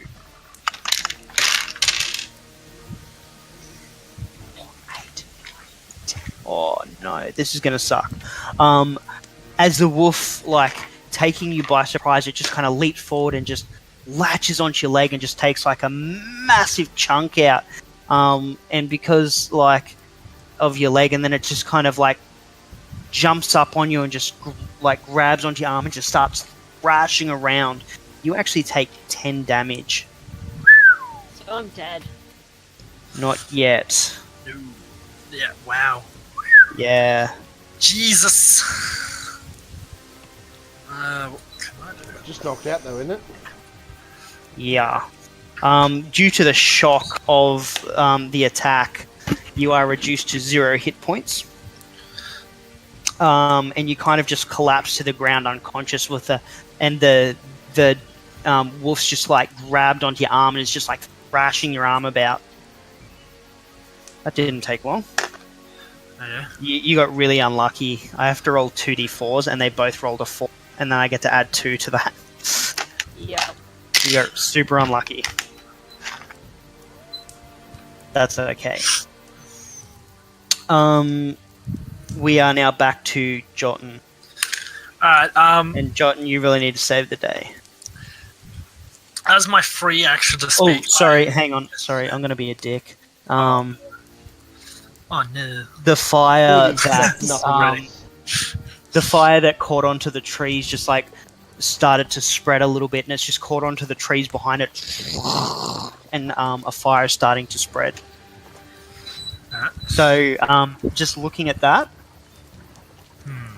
Frank, you listening? Yep. That fire can spread in any direction. You don't want to be caught in it. Yep. Just as a new player to the game, assume that anything can happen. So we've got a fire, it's starting to spread to trees around it. If you're caught in that fire, you will take fire damage. So can I move yet or no? On your turn, you can. Yep. Alright. He's like, how far can I go? Jotun, you're up. I'm gonna... Okay, so using my free action, I am going to tell Thynelius to take care of Aaron and that wolf. I'm also going to tell Frank, you probably need to run from that fire and deal with that wolf in front of you. And I'm going to do the brave thing, and I'm actually going to charge the werewolf and attack the werewolf. Right, To so try to, you're like, kind of... Make He's being him very, fight. very like soldiery and taking on the officer role. Very good. Trying to lead, and I will swing at the werewolf. Righto. Rattle. Where are you? Oh, thank God. I was so close to getting a 4. I was like, oh no. Very good. That's a hit. I think. Hang on, let me get another werewolf. No, stop doing that. Yeah, that's a hit, man. Sweet. 2d6 plus 3. Nice. 13 damage. Is that a nifty 13 damage? That is a nifty 13 damage. And I kind of just like swing at his ribs. Alright, so, and just let me update my stuff here. So, Jotun kind of just starts directing people and telling people what to do in a very officious way, to the point where people kind of, start to kind of listen to him. And then he just takes his daikatana and just rushes forward toward the werewolf.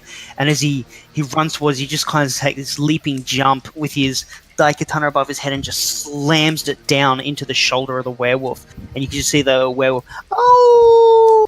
kind of in pain. The daikatana just slices down and blood just spurts from the wound. Frank, you're up. Now, Frank, you are currently what's called prone because you fell on the ground because you got a critical fail.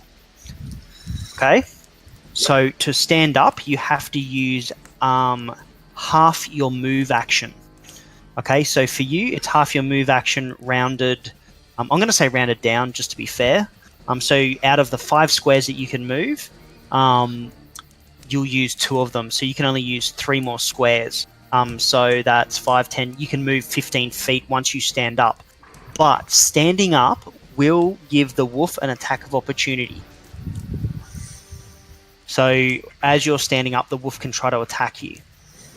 What you could do is try to disengage, which is kind of like it will use your action and your move action. Okay?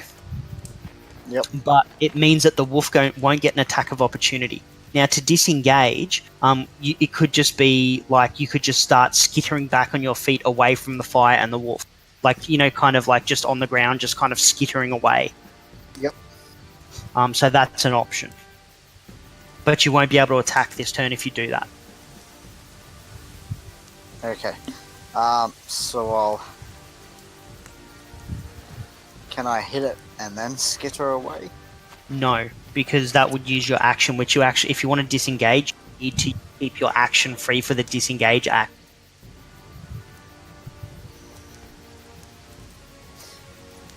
So you got a choice. Do you stay there and stay on your knees and just try to whack it with your warhammer from your knees at risk of not being able to escape later? You might kill it, and then you can use your move action to stand up and move a couple of paces away. Yeah, if you're lucky enough to kill it. Yep, we'll do it that way. Okay, so you can use your warhammer from the ground. That's fine. You are inspired too. Yes, which I would use for the attack roll if I was you, as an FYI. And how do I use that? So you basically just add a +6 dice roll to whatever your attack roll is. So you'd roll a 1d8 plus. Hang on, let me go down here. +5 +6. So it'd be /R space 1d20 +5. Sorry, +1d. Sorry, +5 +1d6. Is that just to hit, or can That's you use just that to as an hit. attack roll? So you'd type /R 1d20 +5 +1d6. So it'd look like this. See what I rolled up the top? Yep.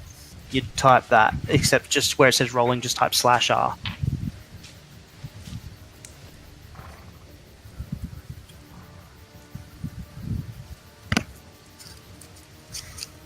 That's it. Ooh, 16. Wolf 1, get a wolf 1. Where's wolf 1? There you are. That is a hit. Excellent. So, Frank, go 1d8 +3.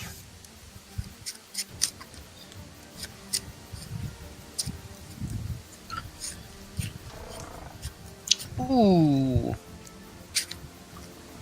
Okay, so Frank just kind of like lying on his back with his head a bit sore. He kind of sees a wolf in front of him, and he just kind of reaches back behind him and grabs the hilt of his warhammer, which has kind of just been standing upright on the ground with the weight of the warhammer at the base and the hilt standing up, and he just kind of does this kind of leaning action forward and just slams the warhammer while kind of sitting up at the same time down onto the wolf's head, and it just obliterates the wolf's head. Like And the wolf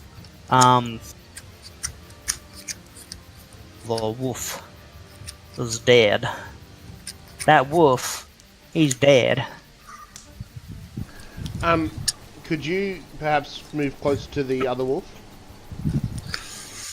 He can move 15 feet from where he is. Because you'll still need to use half... Sorry, yes, 15 feet. Because you still need to use half your movement to stand up. So you could move here. Which would put you in range of attacking the wolf. But I you That could would be my move... next go, wouldn't it, though? Well, I could use What? Cure Wounds to pick up Aaron. That's what I was thinking. Yeah, Can so I- if I was you, I would just probably move... It needs to be within touch range, so you'd probably have to move here. Because that's within 1 square. And you can use your... Well, you can't use your action. You don't have Cure Wounds, though, do you? No, I do. Oh, you do. Yeah, you can use it on your next turn, Thynelius. That's what I was saying. If Frank could move closer to the wolf to sort of distract it, because if I do Cure Wounds on Aaron, the wolf is going to attack her next. Yeah, well, the wolf can kill her. Yeah. Mm. So we need to have that not happen. So if I revive her, can I revive her using Cure Wounds? Yeah, she's not dead, so she's Okay, unconscious. But- So but if- Cure Wounds will give her... She's on 0 health. Cure Wounds, Yeah. whatever you use Cure Wounds on, will give her those health back, Okay. reviving her. However, if the wolf were to attack her one more time, she's dead, is she? Only if the attack is past 7 hit points, because she's like 7 health. So basically, to kill someone, a monster has to reduce you past from 0 and then past what your normal hit points is. So it would have to Okay. be, it would have to cause 7 damage. Yep. And she would be dead. Alright, too easy. So yeah, you can use Cure Wounds, and that'll bring her back. Okay, cool. Is it my turn? So you've done your move now, Frank. Yeah. So you're good. Yes. Next up, no, it's Mish's turn. So Mish, Yep. what you have to do is you get 3 chances. You get 3 goes to work out if you live or you die. Okay. So it's what we call death saving throws. Yep. So over the next 3 turns, if obviously Thynelius is going to heal you next, but we'll get through the process now anyway. What you get a chance is over the next 3 goes, you have to roll a d20. Now, if it is 10 or below, that's what we call a fail save.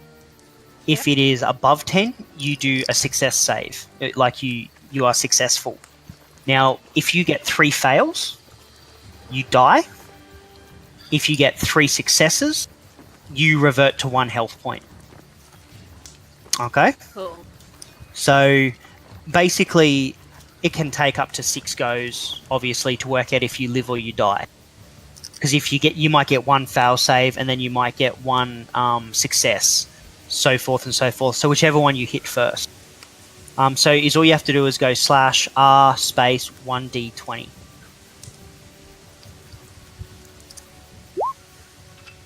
So that is a fail. Yeah. So 2 more fails, and your character would progress into death. Yay. And that is really all you can do, because you got a wolf kind of like gnawing on your arm at the moment.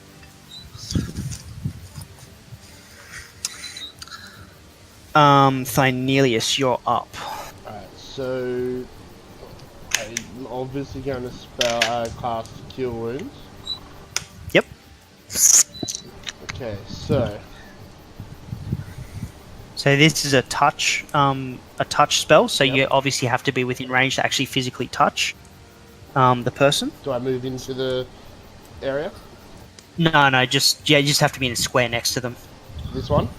Yeah, that's fine. Okay, cool. So it's 1 action, range, touch. It's verbal and semantic. So you have to be able to speak, and you have to be able to move your hand, Okay, which is cool. fine at this point in time because you're not bound or gagged. Okay, cool. So even though I'm carrying my loot, I can still move my hands. Yeah, that's fine. You only need Okay. 1 hand. I'm So touching you can her effectively with my hold your loot. music. Alright, so... In a completely appropriate way. Aw. So it's 1d8 plus my spellcasting ability modifier. Yes, and your spellcasting ability modifier, I believe, is Charisma. Yes, and that's plus 5. So that would be 1d8 plus 5 plus your proficiency. It'd be plus So 3 3 plus efficiency. No, it wouldn't be plus proficiency. It's just plus because it says just your spellcasting modifier, so it'd be 3 3, yeah.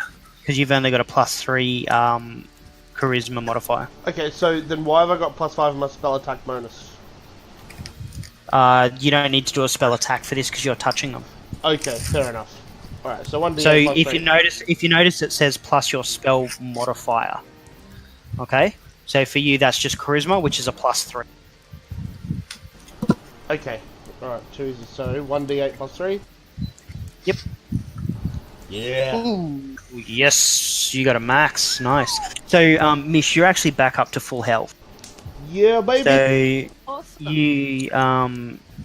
you have your 7 health back, and you are now again conscious. Do I do my move action now? You can. Okay. Yep. I'm just gonna go here. So, is the wolf meant to be in the middle of those two? Yes. Okay, You cool. will be in the middle of all of you. So this wolf's practically surrounded except for down here. Yeah, that's cool. I'm just basically giving it an opportunity of who it wants to hit. And we all have very similar hit points, so...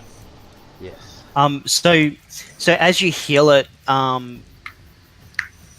Aaron kind of all of a sudden this light just kind of shines around Aaron, and the not knowing what's going on kind of just releases its grip on Aaron's arm, and you can see the wounds on her arm from where the wolf's been biting, and the wounds on her leg, they kind of just start to knit together, almost as if light is sewing the wounds back together, and the blood just dries up on her legs and arms, and she kind of just like, you see the eyes just open, and energy is just fully restored back into Aaron from your musical touch.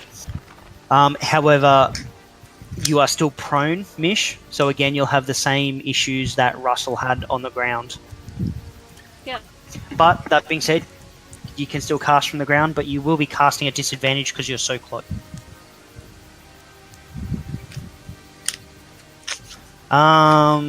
That is Thynelius' go done. The wolf one is dead. It is now the werewolf's turn. Right. Fight me.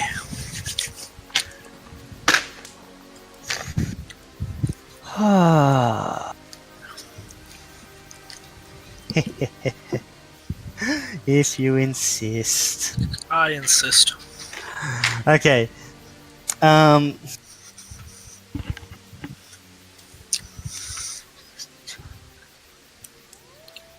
Okay, so the werewolf just kind of slashes out with its claw towards Jotun's chest. You just hear the claws just cutting through the thin air. And Jotun kind of just shifts back, and the claws just go straight past him. As Jotun kind of regains his foothold, the werewolf lunges forward for his face, trying to like bite at his face.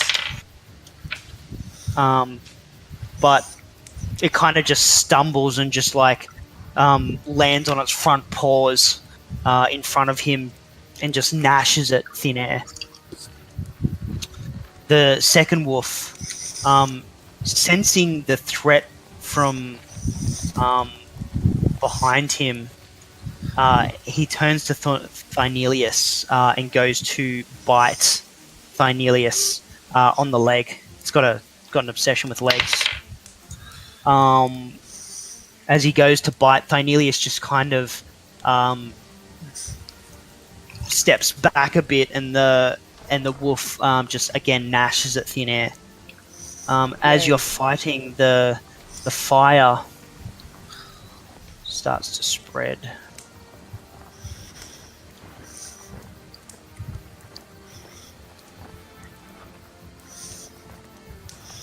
Growing. Oh, We no, are you back cannot to- plunder that wolf. Jotun. All right.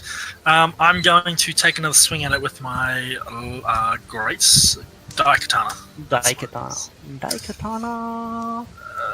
+5. Neat. That's a hit. Nice. That is a neat. It's an initiative. 6. Very nifty, very nifty. Oh, yeah, that's Roll it. for damage. 12 damage. Excellent. So, from your last attack, your sword's still kind of stuck inside the wolf's shoulder, and you just kind of like lean back and slice the. As you lean back, the blade just kind of slices through the werewolf a little bit more, and you swing around and you just smack right into the ribs of the werewolf, and your daikatana just slashes right across the abdomen, putting a huge cut and gash, and blood's just starting to pour down from the werewolf's abdomen. Okay, next up. Did you want to do anything else with your other move? I'm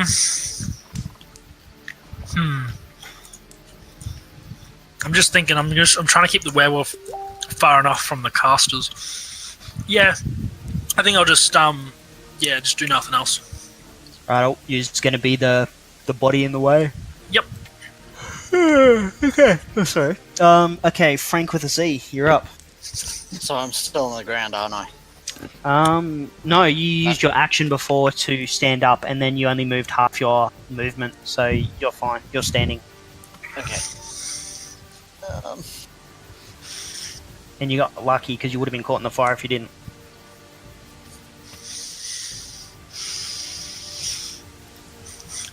Trying to.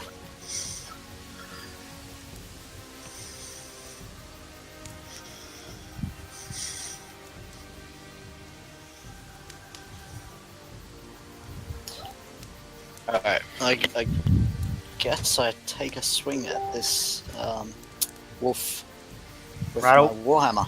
Do it. You've had pretty good success so far against Wolf with Warhammer. Why stop now? Well, except for that first one. Well, aside from that, So it's just a +5, isn't it? yes, it's +5 to hit, so 1d20 +5. Are you guys kind of starting to get a feel about how this goes? Yes. Yes. Well, I know you know it, Zach. I taught you how to play. True. So Righto. 11.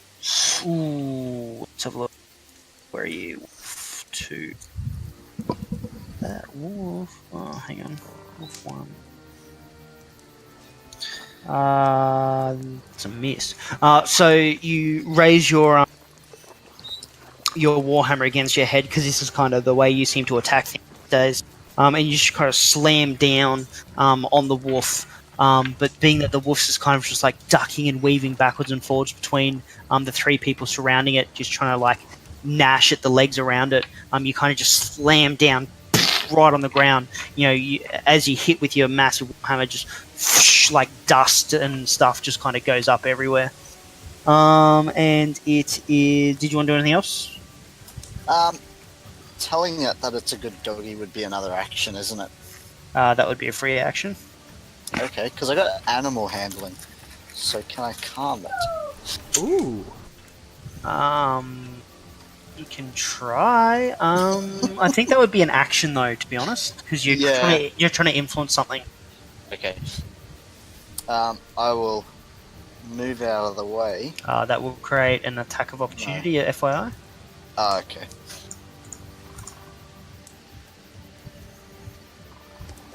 Well, You I done? guess that is me, yeah. Right. Okay, so Aaron, you're up. Now, as a caster, you need to be outside of 5 feet to shoot with like firebolt and things like that, unless you have an attack that can influence its mind. So you can attack it from where you are, but you'll be rolling at disadvantage. So you'll have to roll twice and use the lowest number. What you can do, however, and this is where you're going to thank me later because you're going to love this spell. You have a little spell called Magic Missile. Yep. Now, that isn't influenced by range. So, I'll read it out to you. The Magic Missile gone back here. You create 3 glowing darts of magical force. Each dart hits a creature of your choice that you can see within range. A dart deals 1d4 plus 1 damage. So you get 3 darts that each cause 1d4 plus 1 damage. So it's basically 3d4 plus 3. Cool. force damage to its target. The darts all strike simultaneously, and you can direct them to hit one creature or several. The great thing about this is that attack is an automatic hit. So you don't have to roll, you just cast magic missiles. Sweet. And you won't be rolling at disadvantage because it just automatically hits. And for example, you could send 2 darts to the wolf in front of you and 1 dart to the werewolf, or you could send, and line of sight won't matter. Yep. Okay. Set that you can see within range. So you can see it, but the darts can move around people. Okay, so you could send 2 to the werewolf, 1 to the wolf in front of you, 3 to the wolf in front of you, and each one will cause 1d4 plus 1 damage. So what I'd recommend you do is you open up that dice roller by hitting D.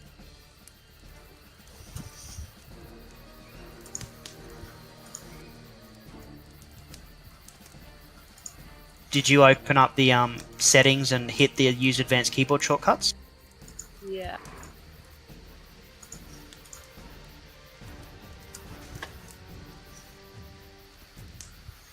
Oh, and obviously I'm just telling you this as here's a easy way to get out of this situation that you're in. You don't have to do it. You can obviously do whatever you like. I didn't mean to roll the d4. I was checking out the dice roll. How have you not discovered the dice roller yet? I've been telling you to use it for... I've just been doing the old /R the whole time. Like, even while I'm DMing, I do it like that.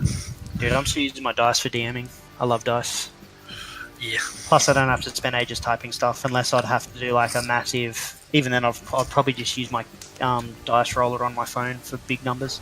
I've only ever used a dice roller. Well, the only reason I use the dice roller for in our game, Zach, is because you need to see them. Yeah, that's true. I find using the dice roller cumbersome in here.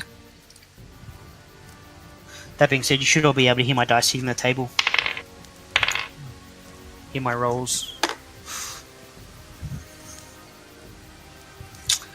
So what are you doing, Mish?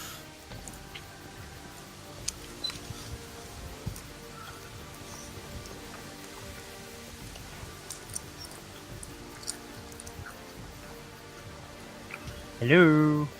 Sorry, it was figuring it out. You're right. Just trying to work out if you're there and I couldn't hear. Yep, I was going to throw 1 at the werewolf and 2 at the wolf in front of me. Righto. Okay, so can you roll me 2d4 plus 2?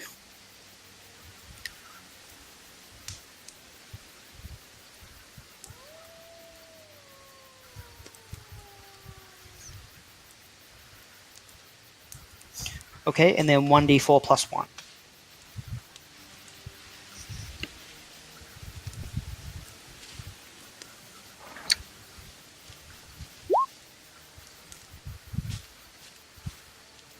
Thank you. Oh, excellent.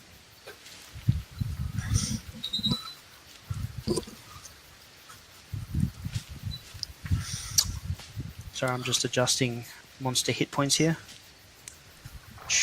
Excellent. So you kind of just stick both your hands out in front of you and point your fingers, one down towards the wolf and one in the direction of the werewolf, and 2 beams of energy, just like 2 little magic missiles, just shoot out of your right hand straight down towards the wolf and just push, push, slam into its chest and then pierce right through it out the other end. And then the other one kind of just arcs around Frank and arcs around Jotun, and it just keeps going round and then swings up and then just smashes into the back of the werewolf, and you hear an audible thump from it. And it just kind of pierces out through, again, the werewolf's chest, and you can just see, like, just this spray of mist out of the werewolf's chest and the wolf's chest. The wolf in front of you, you can just see, like, blood is just oozing out from the holes that you just shot through it. And it's really starting to look like it's struggling to stand on its legs. Now, Zach, do you want to just explain what I'm doing now? You're explaining that a creature that they've attacked is bloodied. Yes. So you're basically giving them an indication that it's at or below half health. Okay. So you notice the descriptions I'm giving. It's kind of like I'll say things like blood is oozing out of the sea, and it's Yep. struggling to stand, and it's So if you listen to the verbal cues I give, you'll kind of be able to pick up not how much health it has left, but that you've taken at least half of its health or more away from it. So it'll give you a general idea about how well it is, but I'm not going to say the wolf is at half health, except for this time because I'm teaching you how to play. So just listen to the descriptions that I give. Usually I'll give like verbal clues. You'll probably hear me say, like you'll see blood oozing from the wound, but that might not be. It's usually followed up by something else that indicates that something's nearly or dying. Yeah. Cool. So yes, the wolf is bloodied. Okay. Did you want to do anything else before you move on? No, I'm good. You're good? You're just going to stay there? Righto. So up next, Thynelius. Okay, so if I draw my longsword, that's classed as an action, correct? That is an action, so you won't be able to attack with this turn. No, that's right. So what I'm going to do is, seeing that the creature in front of me is bloodied, and it's surrounded by two other very decent warriors, I'm going to cast Dissonant Whispers on the werewolf. Righto. I Just am. quickly, sorry, I was just about to say something. I forgot. Oh, Mish. Just remember that using magic missiles will have used one of your 2 spell slots. Yep. So you can only cast one more spell before a long rest. Okay? Yep. During a short rest, though, you do actually have Arcane Recovery, which is pretty cool, but I'll explain that later. Okay, so back to your turn, Thynelius, sorry. Okay, You're going to cast Dissonant Whispers. Yes, so the target must take a Wisdom saving throw. On a failed save, it takes 3d6 psychic damage. Sorry. One and action, must 60 immediately feet. use its reaction. Hang on, so on a failed save, target must make a wisdom saving throw. On a failed save, it takes 3d6 physical damage and must immediately use its reaction if available to move as far as its speed allows. Oh, okay, cool. That's pretty cool. So wisdom on a failed save. Yep. Does it take half? Doesn't move. On a successful save, target takes half as much damage. Doesn't have to move away. Okay, cool. So that's my turn to roll. So I'm going to do a wisdom saving throw for the werewolf. Where are you? That is a 0. Versus your spell save DC, which was 13 from memory. Yep. Okay, so that's a save. Fuck, okay. That's alright. I still take damage though. That would have been good if it hit. I would have got an opportunity of attack. Right. I know. I was thinking that. That's good thinking. It is good thinking. Don't forget that'll also use one of your spells as well. Yes, which means that will be the last one of my spells. Yep. Hang on, where's that gone? Dissonant Whispers. So it takes half damage. Yep. So can you roll for me 3d6? Is it +3 or +5? No, it's just 3d6. That's it. Not my modifier? Nope, not for this one. It'll say on it. It'll say plus your modifier. You'll find most damage spells don't include modifiers. It's just straight up a 3d6 or a 2d6 or something or other. So I take 5 damage. 5 damage. Excellent. So the werewolf can kind of just start hearing. Wait, no. Can I put my whisper in here? Sure. So, as I cast the spell, the werewolf can hear. There's a song that doesn't end. Yes, it goes on and on, my friend. Some people started singing, not knowing what it was. The werewolf just starts to shake in terrible pain at the repetitiveness of this song.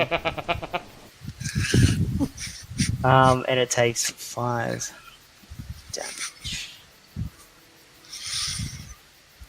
That second wolf's still alive, isn't it? Yes, it is, but it is at half or less. Would the level 1 wolves have the same amount of damage?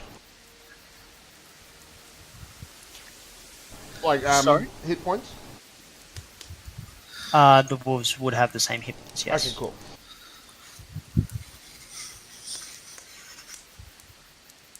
Okay, so now it is the werewolf's go. Oh, wait. I still have a bonus action, right?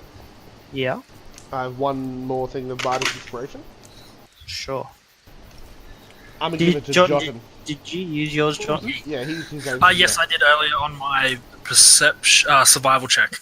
No, but Yeah. you had another one, No, didn't I you? gave it to Frank, no. remember? Oh, that's right. Yes. Has he used that? Yeah, he did, Yeah, didn't he? he used it on the to hit thing. So I Sure, I'll cast give my it to last Jotun. one to Jotun. I will use it well. To be or not to be? Well, that is the question. Jotun, the answer is hit that motherfucker. Oh, will do. Gladly. Okay, so it's the werewolf's go.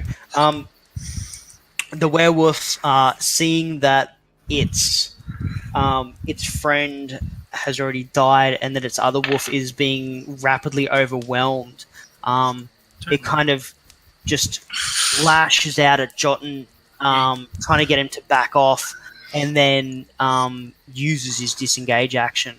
Oh, What a prick. You do get an attack of opportunity. I do. Oh, lovely. Okay. And it runs off this way. Yep. All right. So I will attack it, but I just want to check something with the Bardic Inspiration for 1 sec. Let's see.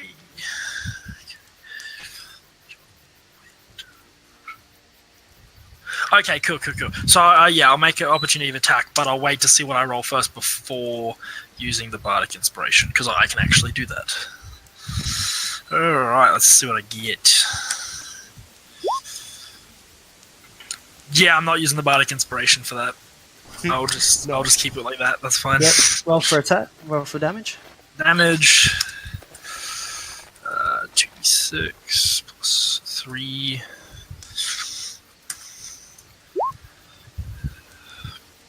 Neat. 12 damage. Rattle. Rattle. How far is that disengaged? Oh, perfect.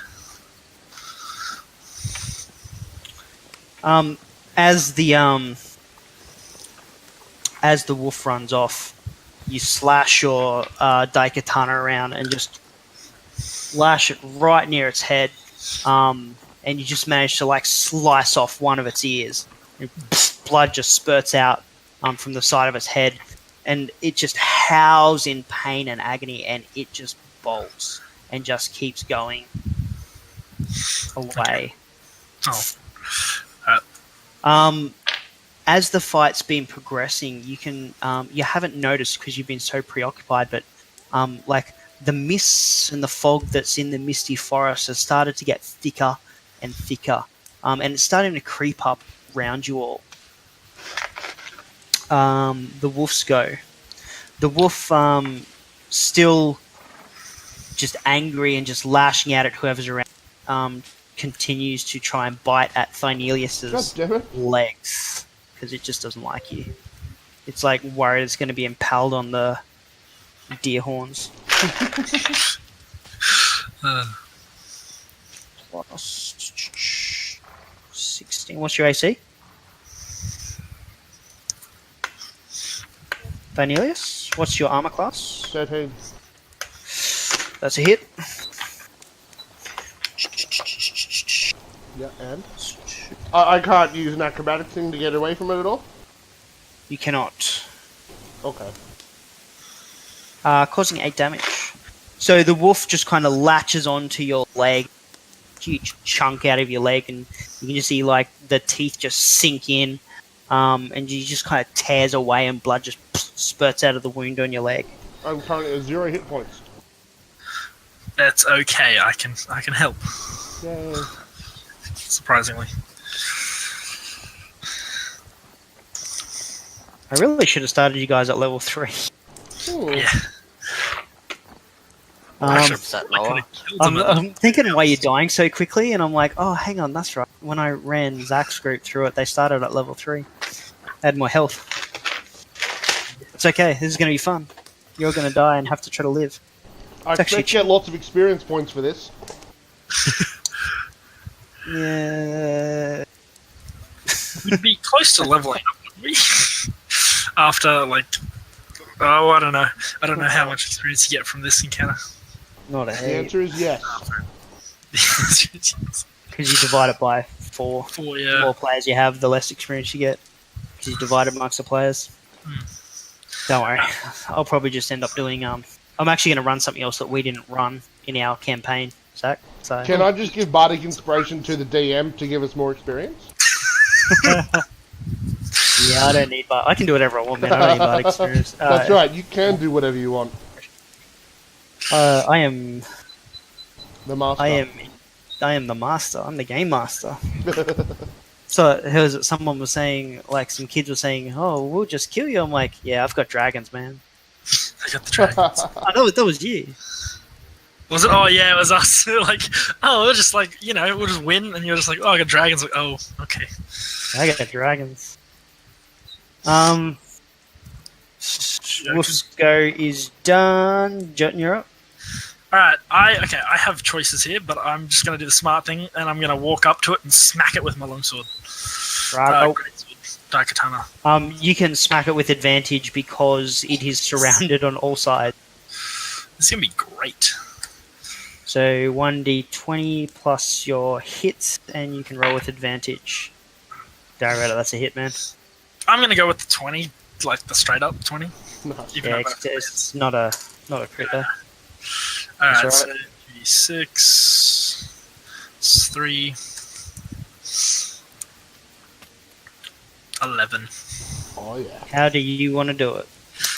So I kind of just like nonchalantly walk up to it with like my Daikatana. It's kind of like hung over my shoulder, and as I like get towards it, I kind of just big swing, lop off its head. Right. In one So fell swoop. Jotun's sword just lashes out from behind its shoulder and with one fell swipe, just clean straight through the neck of the wolf's head, and you see the wolf's head just kind of pop off and roll to the ground, and the body just kind of falls limp to the ground. Thynelius is on 0 hit points, correct? Still, Thynelius is on 0 hit points. However, you may now drop. I try better combat. I would like to use my healing hands ability as an Azimir to give him 1 hit point. Rattle. Only 1, but I give him 1. Do you have only so many hit points per day that you can use? Or? It's as an action. I can touch a creature and cause it to gain hit points equal to the number of hit points equal to my level. So my current level's 1, so I can only give him 1. Give him 1 hit point, righto. It's enough to bring him back to life. So you reach down and you just kind of pick him up by the hand, and as you're picking him up and lifting him from the ground, you can just see like a light just kind of bathe over him, and the wounds kind of just start to meld together, not fully healing, like they're just kind of closing up and forming scars across his body. But he does open his eyes and still very weak from the encounter, but Thynelius is standing and alive. As I stagger to my feet, I attempt to lift the wolf's head up and pretend to wear it upon my head and go, haha, I wonder if that'll take this as a werewolf head. As you try to stick it on your head, it kind of gets impaled on one of your ends. Just like you're kind of trying to find a place on your head, and you end up like poking it right through one of the eyes with your antler. You now have a wolf's head kind of impaled on one of your antlers. Nice. And it's pretty heavy, and it's kind of like weighing you down. So while it is attached to a head, you're walking with a limp to one side. Yep. I'm gonna leave it there. That's the encounter. So there you go, guys. You survived your first encounter. Just Yay! I nearly killed 2 of you.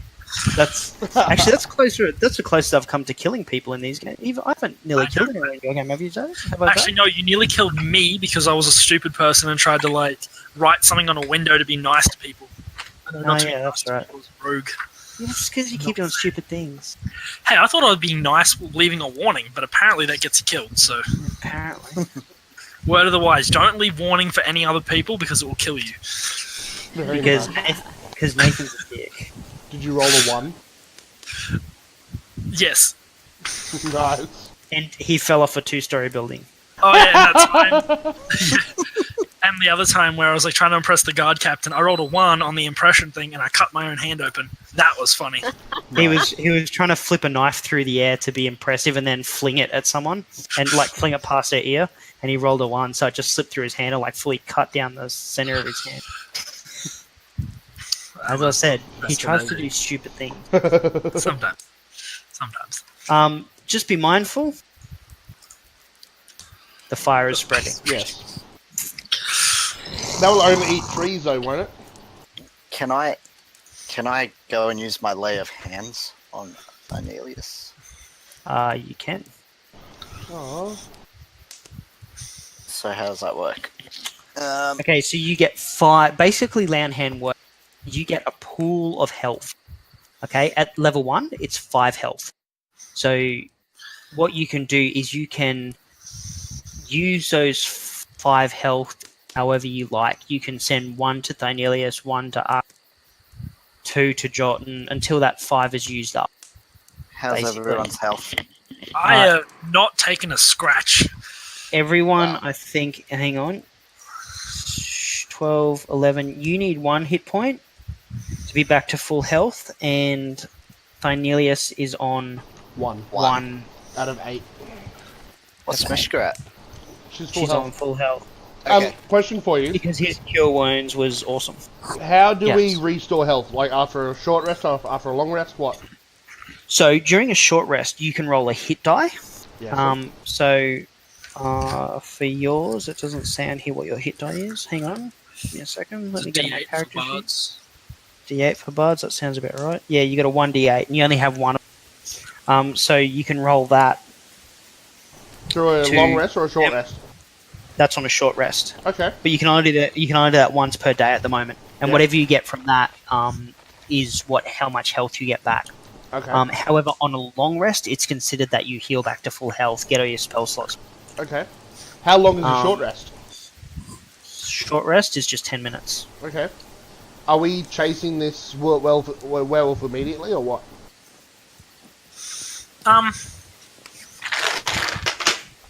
Up to you guys. We could take a short rest if you wanted to. I was going to say, if we do that, and that means Frank with a C can save his healing hands for like another time, perhaps. Actually, yeah, that might be smart because I don't need healing because I've got actually abilities to heal myself pretty easily. So Yep.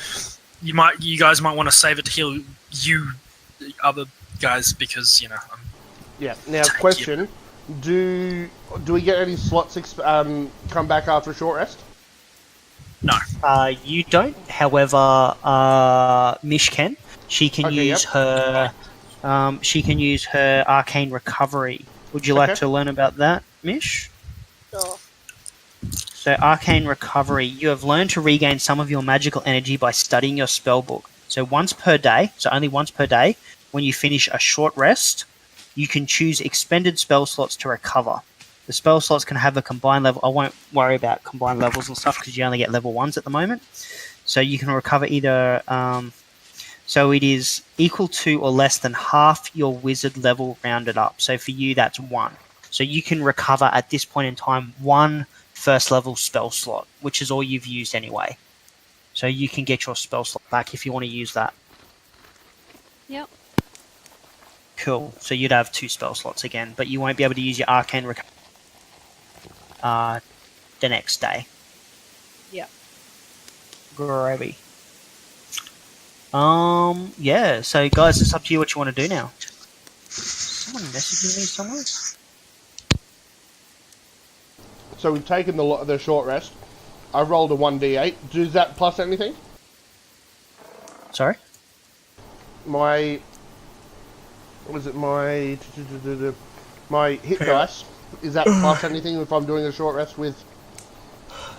Like, Hang to on a sec, regain I health? just need to... Hang on, I just need to refresh my screen because it just buggered up. Does that occasionally. Sorry, I just have to reload. Roll D20. Roll 20.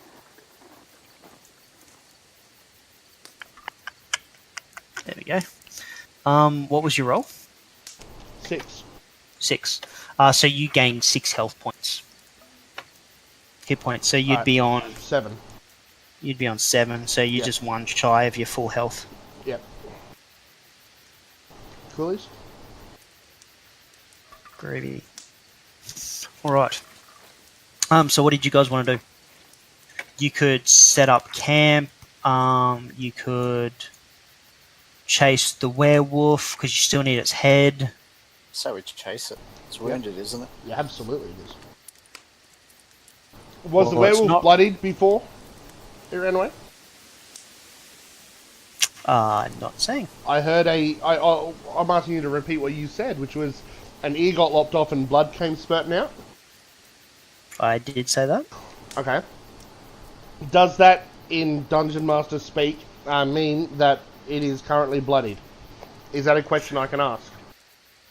No, that is not a question you can ask. Okay. You can assume that because it ran away, that it was pretty scared of your party Very for good. various reasons. What's Aaron. going on with the fire?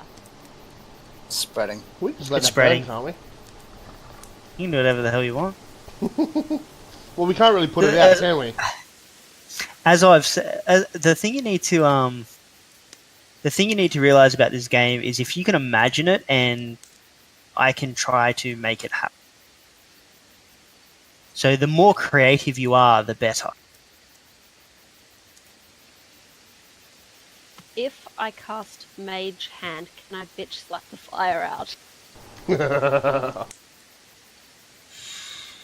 Probably not. It needs something physical to actually touch. Alright, it was worth trying. Yeah. But fire is a physical thing to touch. I would say if you had like Ray of Frost, you could probably do something about Can it. she cast Mage Hand and... Oh, what's that noise?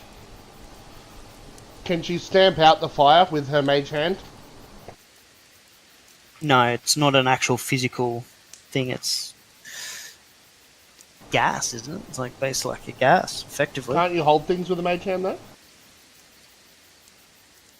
What sort of gas? Because gas, depending on the type, can put out fires. Nah, it wouldn't work. Okay. Sometimes I'll just be blunt and say no. Okay. At Can the end of I- the day, it's not really your problem. It's just a fire that's raging. Yeah, cool. That's future adventurer's problem. Let's just walk away from that and follow this book. What do we say? Yep. Am I able to, as like an action right now, put away my loot and take out my sword? Yeah, man. Cool, I do that. Do that. Well, you're not in combat, so you can do whatever you like, really. Whatever I like. You can walk around as much as you want. So you're not restricted to your square movement and all that sort of stuff. Yep.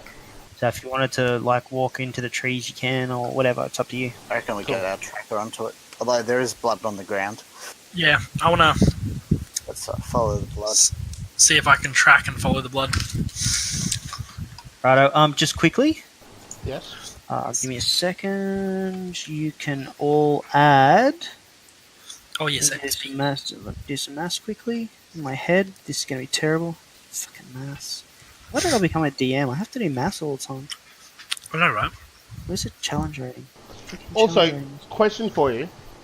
Do I gain any inspiration whatsoever for my performances yet?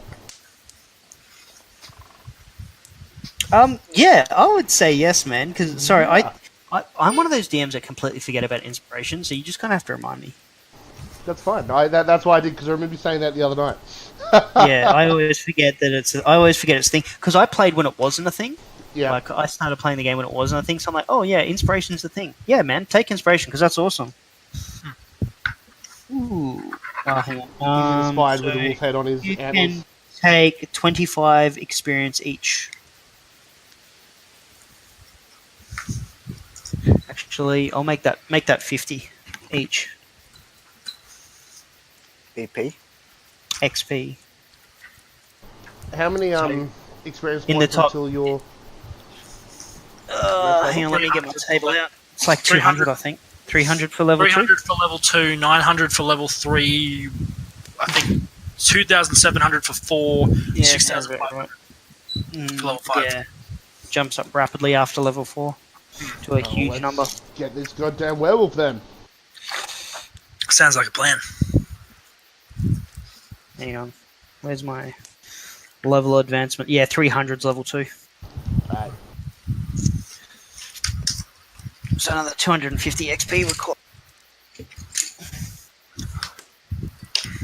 Okay, so as you start moving south, following the tracks of the wolf, who's tracking? Who's leading? Who's doing I'm what? tracking. Okay, so can we put in a marching order, please? Yep, I'll be ahead. Okay, so you're going to be at the forefront. So we'll just put you here. Okay, who's next in line? I'll do it. Righto, so Frank's up. Next. Might as well be me. Righto, and Thynelius is going to take it up the rear again. Holy crap.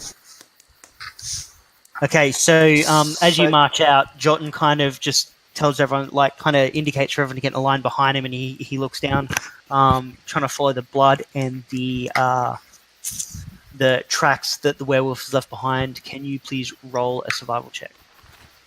Sure can. Can I use my divine sense for anything while we're tracking? You can. Just let me go read it quickly. Divine Sense. Open up that up. Where is your character? Divine Sense. You really need to get this app, Zach, for when you're DMing. It makes things so much quicker. Presence of strong evil registers in your senses like a noxious item. Powerful good rings like heavenly music in your ears. As an action, you can open your ears to detect such forces. You know the location of any celestial, fiend, or undead within 60 feet. I'll tell you now, it wouldn't make a difference because it's classed as a beast, not a celestial, fiend, or undead. Ah. So yeah, you would be able to sense Jotun. Hey, how you doing? Stinks. You'd like sense an aura coming from Jotun that he is inherently a good being.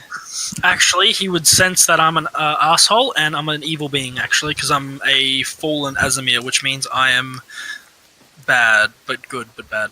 But bad to the bone. I basically use necrotic stuff, kind of thing. He would sense a dark aura. Yeah, dark coming aura from around me. Jotun. And you probably assume that it's because of his dark history in the military. Oh, very dark. What's that black thing in front of me? Yep, pretty much. That's racist, man. Okay. So did you roll 13? So you see you can quite easily follow the tracks and the blood on the ground. So as you're moving, the wood tends to darken as the trees begin to close ranks. Their needle-covered arms interlocking to blot out the sun. The shroud of mist that covers the ground turns into creeping walls of grey fog that silently envelops you. The woods are quiet, and it begins to darken, almost becoming night. The air grows chill.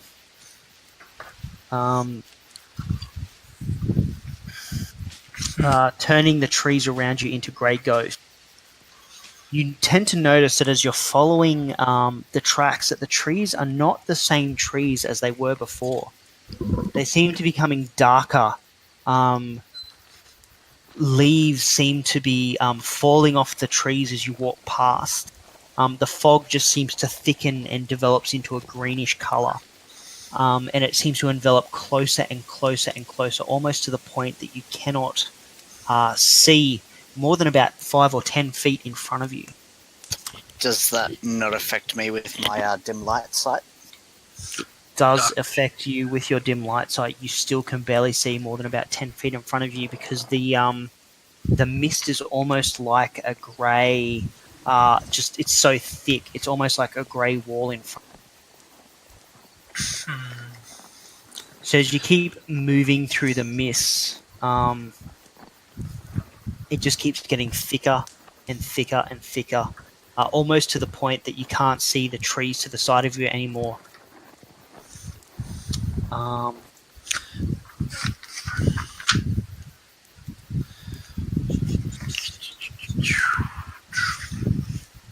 as you're walking along the road in front of you that you've been following the tracks on as the werewolf, it seems to be just sticking to this main path. And you can still track it because you just have to almost look immediately down and you can see the blood and the footprint that you're kind of following. As you look to the side of the path, there's kind of like black pools of water that stand like dark mirrors in and around the muddy roadway. The giant trees are still looming on both sides of the road, their branches clawing at the mist. Eventually, as you're following the path, you start to lose sight of the blood and the footprints. They kind of just almost evaporate into nothingness. But the footpath is still in front of you. Eventually, this fog spills out of the forest to swallow up the road behind you. Ahead, jutting from the impenetrable woods on both sides of the road, are high stone buttresses looming grey in the fog. Huge iron gates almost rear up out of the fog in front of you. The iron gates hang on a stonework. Dew clings with cold tenacity to the rusted bars. Two headless statues of armed guardians flank the gates, their heads now lying amongst the weeds at their feet. And they greet you only with their silence. Give me a second. Into the mist. Handouts. Sorry, I'm just trying to find something here quickly. Nope. Here we go. So this is what you see in front of you. You'll get a picture.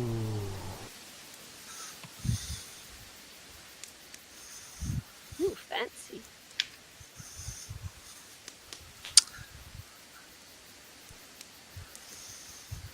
Are those doors locked? No, they're actually open.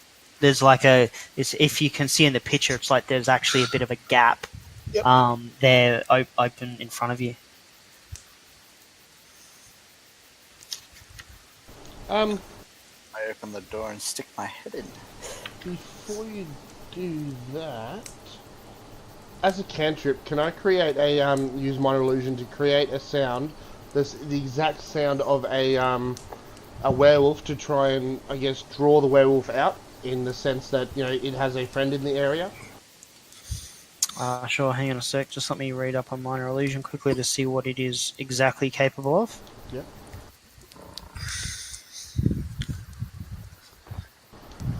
Create a sound of unusual object. If you create a sound as well, you can range from a whisper to a scream. It can be your voice, someone else's voice, a lion's roar. But yeah, no, I'll allow that, man. That's cool. Coolies. So I cast minor illusion while we're standing out here in the front of these gates.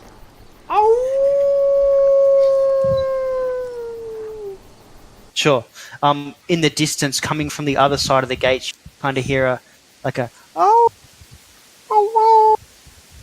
in response. Yep. I pull out my greatsword. Your greatsword? My daikatana. There you go.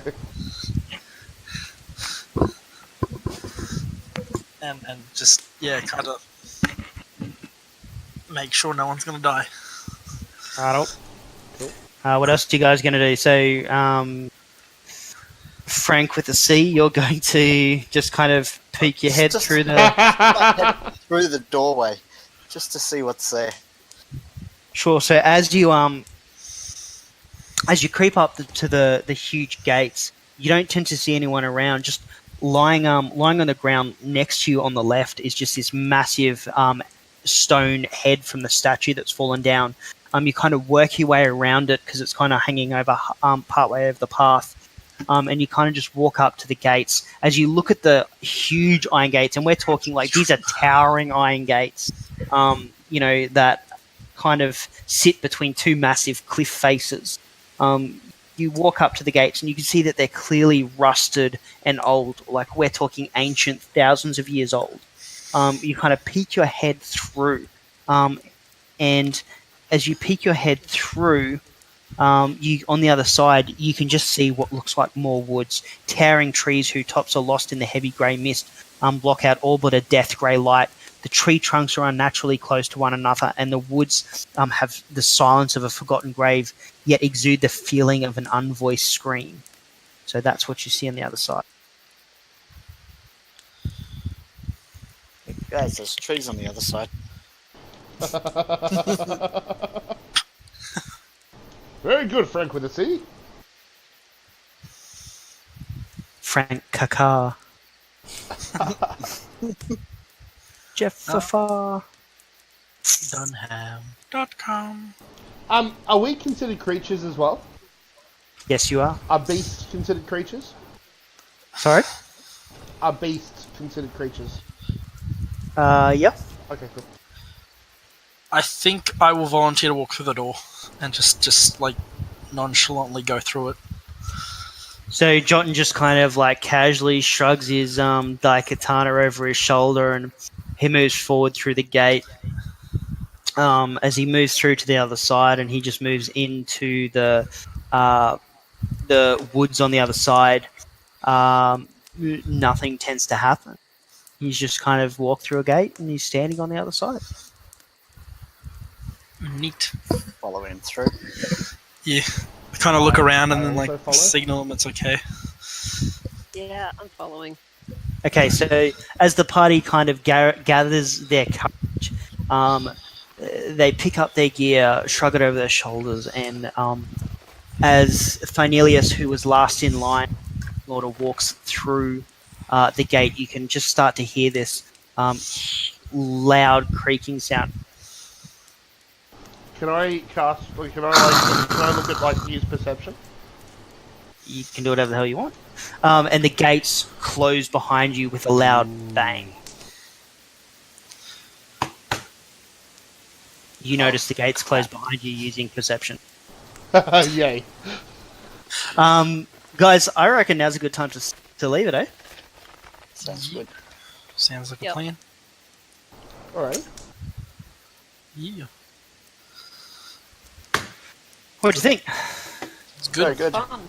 I'm Did you have loving fun? it so far. It is good. Yeah, I liked it. that's good.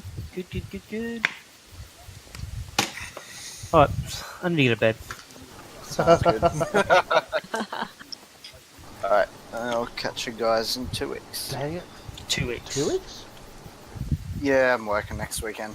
Oh man. Are you, Well- do you know if you're working the weekend after, or? No, I should be right the weekend after. How's about So- we just leave it for 2 weeks so that you can not miss anything? Sounds good. If it's only 1 week, we can wait. Yeah, it's just 1 week. So, You guys are right with that, yeah? So Russ doesn't Yeah. miss anything? Yes. Yep. Oh, don't sound too disappointed. bloody Russ. I want to kill me some werewolves. So is all that progress saved there? Yeah, man. Oh, sweet. Well, everything should be written on your character sheet that you've Oh done. yeah, no, I'm talking about like the general Oh. position where we are. Oh yeah, no, that'll all save. That'll save that We're finished with that map now, mate. Oh, okay, cool. That's why, yeah. Yep. It's all good. I got this. I'm all over it like a fat kid in a cupcake. Sweet. Or Russ on Nah. a cupcake. Fat kid on carrots. Yeah, I don't know about that. No, because if a fat kid's fat on carrots, how much does he have to love carrots to be that fat? Think about it. Sure, carrots. It's a lot of carrots. That's a lot of carrots. That'd be orange. Orange. You just die yourself, Yeah. orange. Maybe orange, indeed. Just gonna write this a little bit. This is just for future reference. By the So, way, yeah, guys, for those of you that haven't played, welcome to D&D. I'm loving it so far. I don't think I won't ever love it. Dude, well, I'm addicted. It's pretty good. Spent like $2,000 on miniatures. You guys haven't Whoa. even seen my mini collection. Oh, I've We seen saw one Frank miniature of yours. With a K. Yeah, and when I play face to face, I usually do a combination. I use Roll20 up on a screen on the table for some of the maps, because some maps are pretty complicated, so they're Yep. really hard to draw. And other ones I've got like just dodgy maps that I chuck down, like taverns and stuff. Yep. What did we put up the other day, Zach? It was a wizard's mansion. Yeah, the Mordecai's mansion, I think it was. Mordecai's magnificent mansion. Yeah, that was pretty cool. A wizard's keep, basically. A 4-story keep. Yep. And they use minis and stuff, so that's fun. But I switch between the two. So yeah, this is easier when you just do it online because you can just chuck images up and whatnot. And Right. it's easy. And dude, fucking that critical role thing that you put me on, dude. Jesus Christ. Yeah, it's how like good is it? 115 episodes at about 4 hours each. Yeah. Yep. So It's good. you're going to have no life for the next few months. Jesus Christ. I'm up to episode It's like addictive, 5, though. I think it is. Yeah, yeah, no way. I love How good a Grog. DM is he? Yeah, he's pretty amazing. Like, that's my inspiration for how to DM. Yep. Yeah, So, very good inspiration. I could see that when you're like, how do you want to do it? How do you want to do this? It's like instantly on you like, oh, I straight picked away. stuff up from I've just played like with a lot of different people and watched a lot Yep. of different shows and stuff. Like even as far as you can tell your stealth. Like that's not mine. I got that from someone else. Oh, but even though honestly, you do a great job. I'm enjoying you as DM. Cool, thanks, man. Good job, man. You know everything. Well, I've got the advantage of I've kind of run this with Other piece you My with original group. the Zach Yeah, my other group. Zach's in. Yep. I've run it with them up to a certain point, and it Yeah. will take you guys. Actually, you guys might catch up pretty quickly if we do it frequently because we only play once a month. Yeah, about that. So if we do it And- every Friday, you guys will catch up quicker. Yeah. Probably And it overtake, is- to be honest. It is easier DMing when you've already done it already. Like I'm finding my second group I'm doing Minds of Fandelver with, I'm running through it a lot easier Yeah. because I know what Well- to do. Well, I'm just I'm just going backwards and forwards between the book and picking out the text box a lot quicker because I know which bits I want to use. So it's a Yeah. lot, reading it and following it's a lot easier. So also, am I right in saying that in my equipment I've added one wolf head? Yes. No, it's not in your equipment. It's on your antler. Is it still classed as items I'm currently holding? Sure. Cool. To make it easy to keep track, I'd put it in your treasure box instead on your character sheet, Okay. just to make it easier. Because then that way, when you're looking at your equipment, you can put stuff like thieves' tools in there and not clutter it up with a bunch of things like gems and treasures and stuff. I found that's an easier way just to record inventory and stuff. Yep.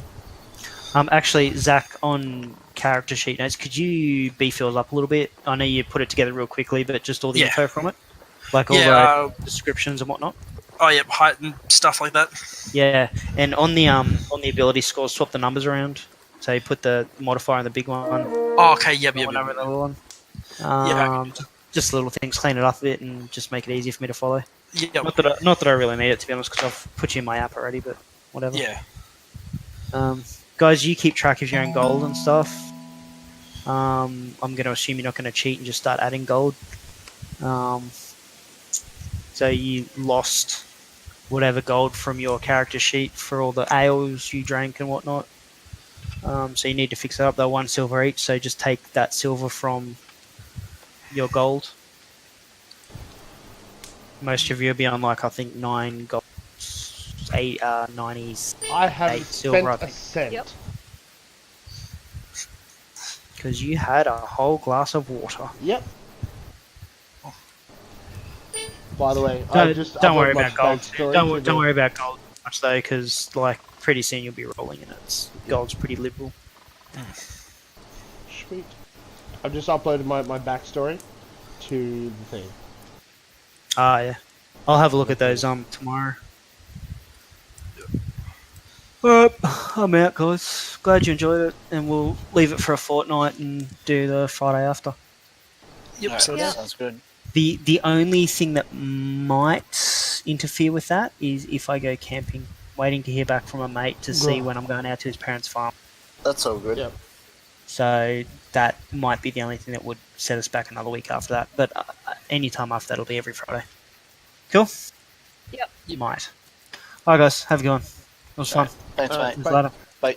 thanks, mate. Bye. Bye.